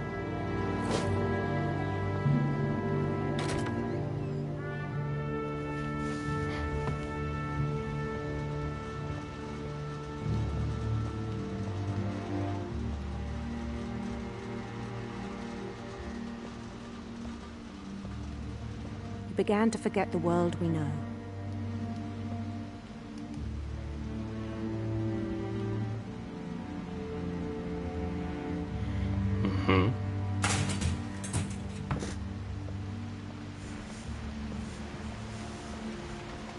I think it pained him to remember Lewis, the cannery worker.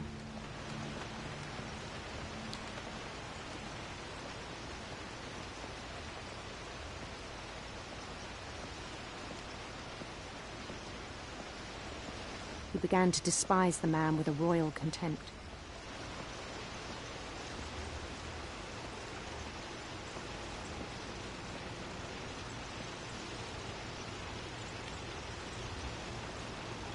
I still thought I could save him. Even after he said he was being crowned king over all the lands of wonder.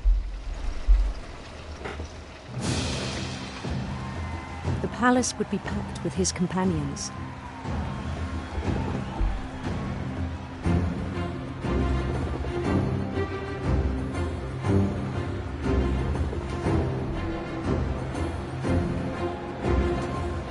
Including the wise Calico who'd insisted on inviting him.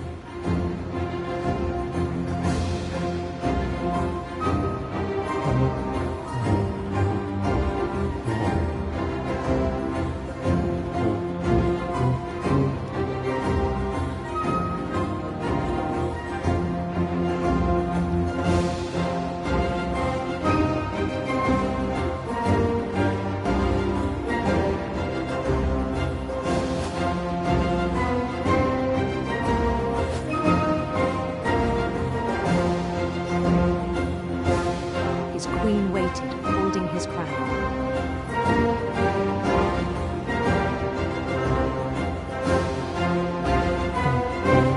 There was only one thing left to do.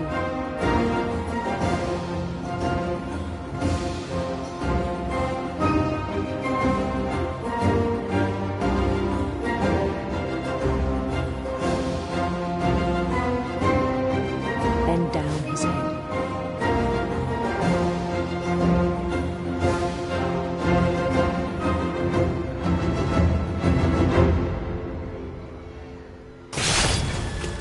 I think you know. Mrs. Finch, your son was a kind man who will be missed by all of us who knew him.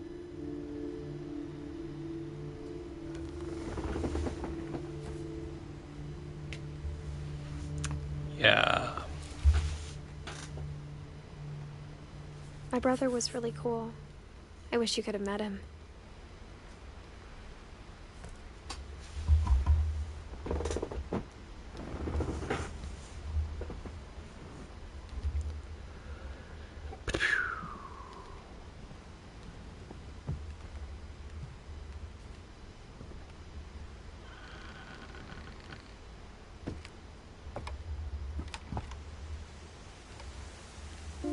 On the way back from Lewis's funeral, my mom told me to start packing. She waited until the day before we left to tell Edie. I'm not sure if she wanted to make it easier or harder.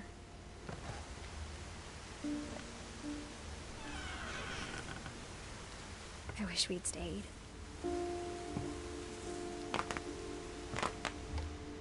But I understand why we left.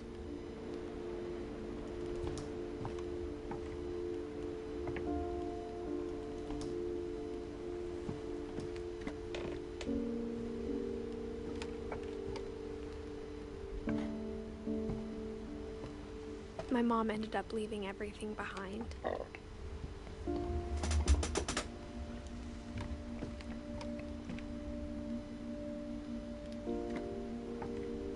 What happened that night had been coming for a long time.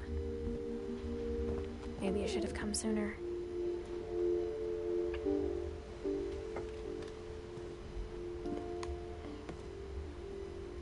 But it had to end one way or another.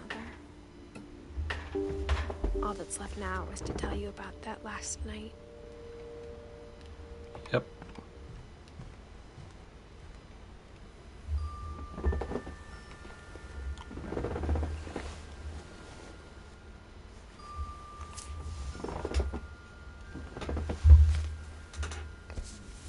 Last part. That whole last day, Edie just watched us pack and didn't say a word. Until supper, when she raised her glass and said, "To our final night together, and all our final nights apart." Grandma, you know what I said about alcohol. Some of your medications are very Edith, specific. I left a present for you in the hallway. Why don't you go open it? The grown-ups have to argue now. I'm sorry, you're right. We're all leaving tomorrow. Let's just enjoy our last... I'm not leaving. Edith, you're excused.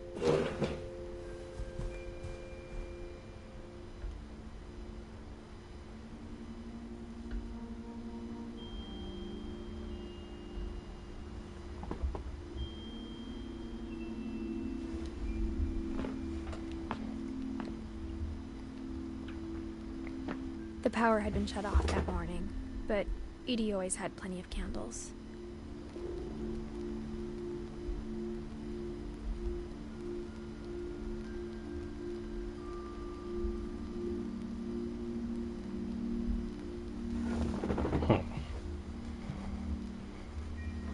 When my mom sealed the library, I don't think she knew about the other entrance.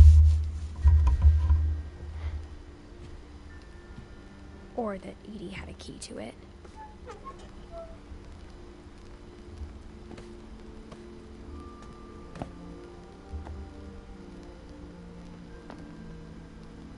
That thing you're afraid of isn't going to end when you leave the house. Edith has a right to know these stories. My children are dead because of your stories. I think it's best if Edith and I leave tonight. We'll have the nursing home send a van for you in the morning, okay?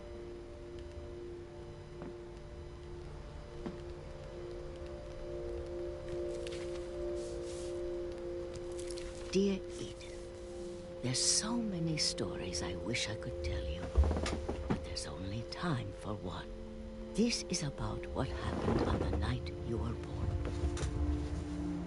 That night, the tide went way, way out. It was the first and last time I ever saw the old house aground. There'd been an earthquake out in the middle of the ocean. They called it the lowest tide in 1,000 years. God, it smelled awful. You know, I've seen that house every day of my life.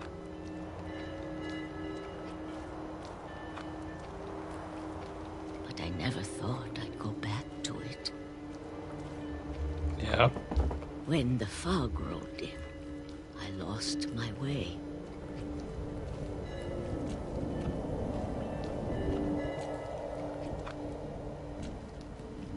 I got turned around.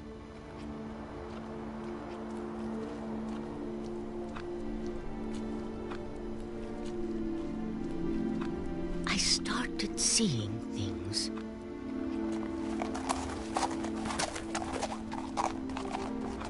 Yes. Things I'd forgotten had ever existed.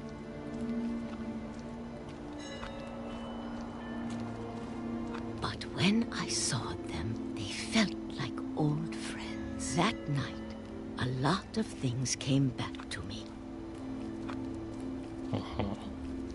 Or maybe I came back to them.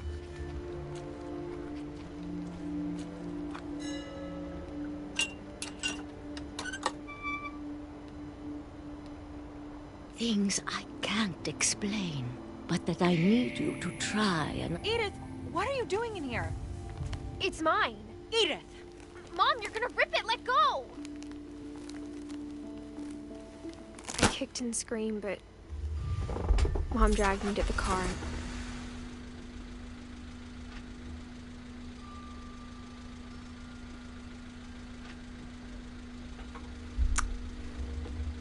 I never saw Great-Grandma Edie again.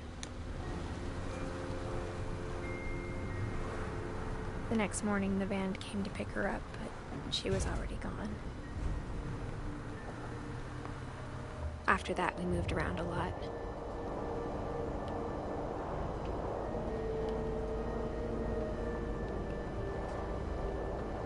We both tried to make the best of it.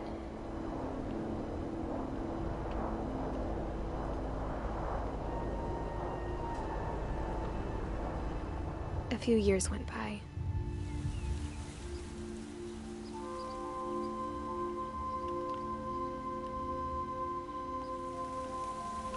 My mom didn't like to talk about it, but she started getting sick a lot.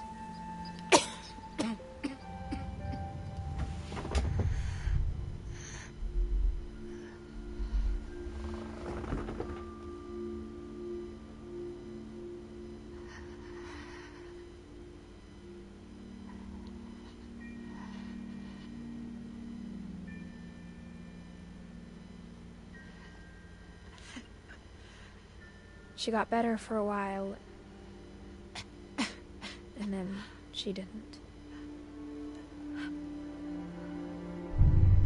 And then I was alone.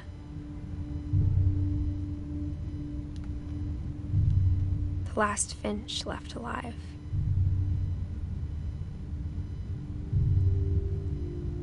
Until I found out about you.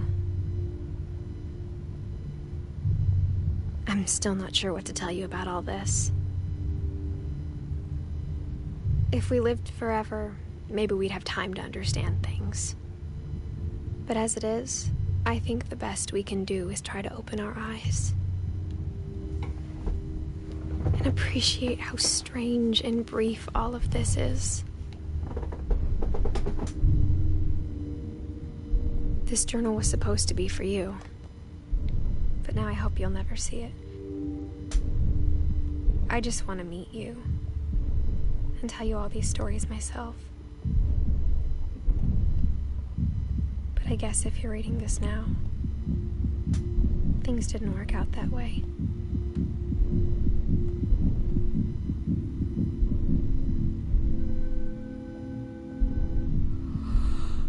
This is where your story begins.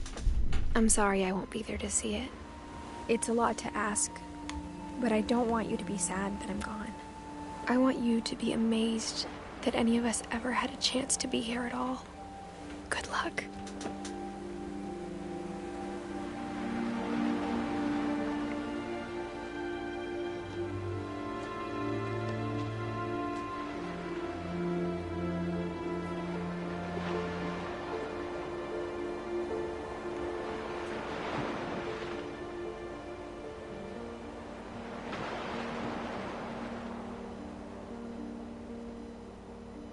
And that's that.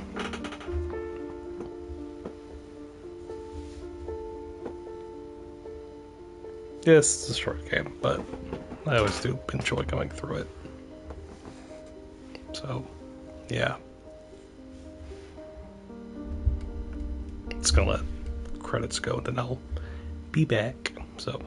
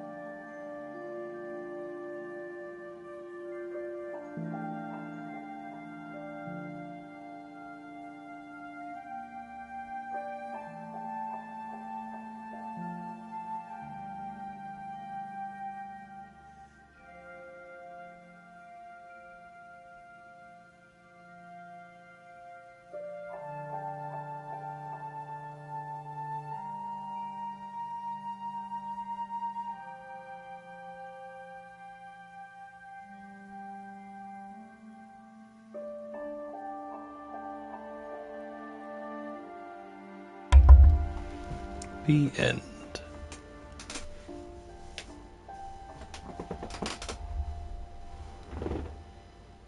Hello, 33 Sleepy Emma. And I have played the game multiple times. And I do enjoy it every time I play it. It's one of my favorite games like this.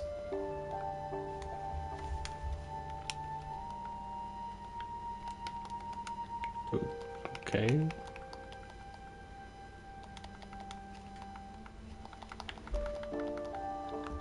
Can I not press OK?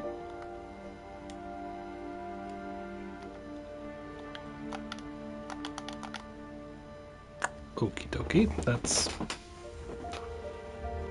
weird. Don't know why it's not letting me.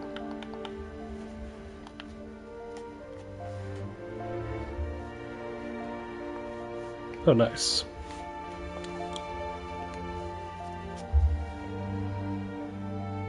Yeah, it's a really, really good one. I also liked the Unfinished Swan. So they're just, really good. Game I really enjoy from them. I can't wait for their next game, whenever that may be. But I don't know why it's not letting me press OK, but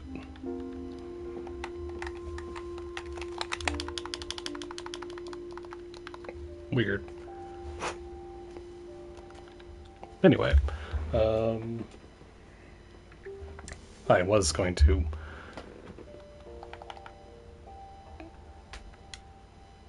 play the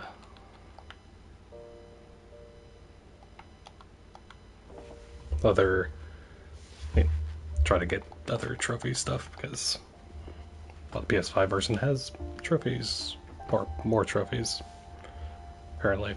But I guess I'm not going to do that.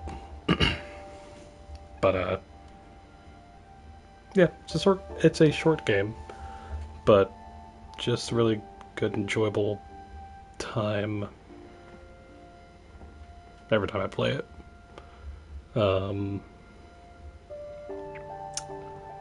And again, like I said, I just kind of like playing it to kind of get in that fall mood, I guess. I don't know what it is, but it kind of just does that for me. So yeah. Next streams, I'm thinking of playing Medieval. However you say that. I've never actually played it. Looking forward to playing that. Yeah, I have that, Limbo and Inside as games I'm gonna be playing. All short ones, so yeah. We'll see what else I'll play. So, anyway, I guess I'll call it here.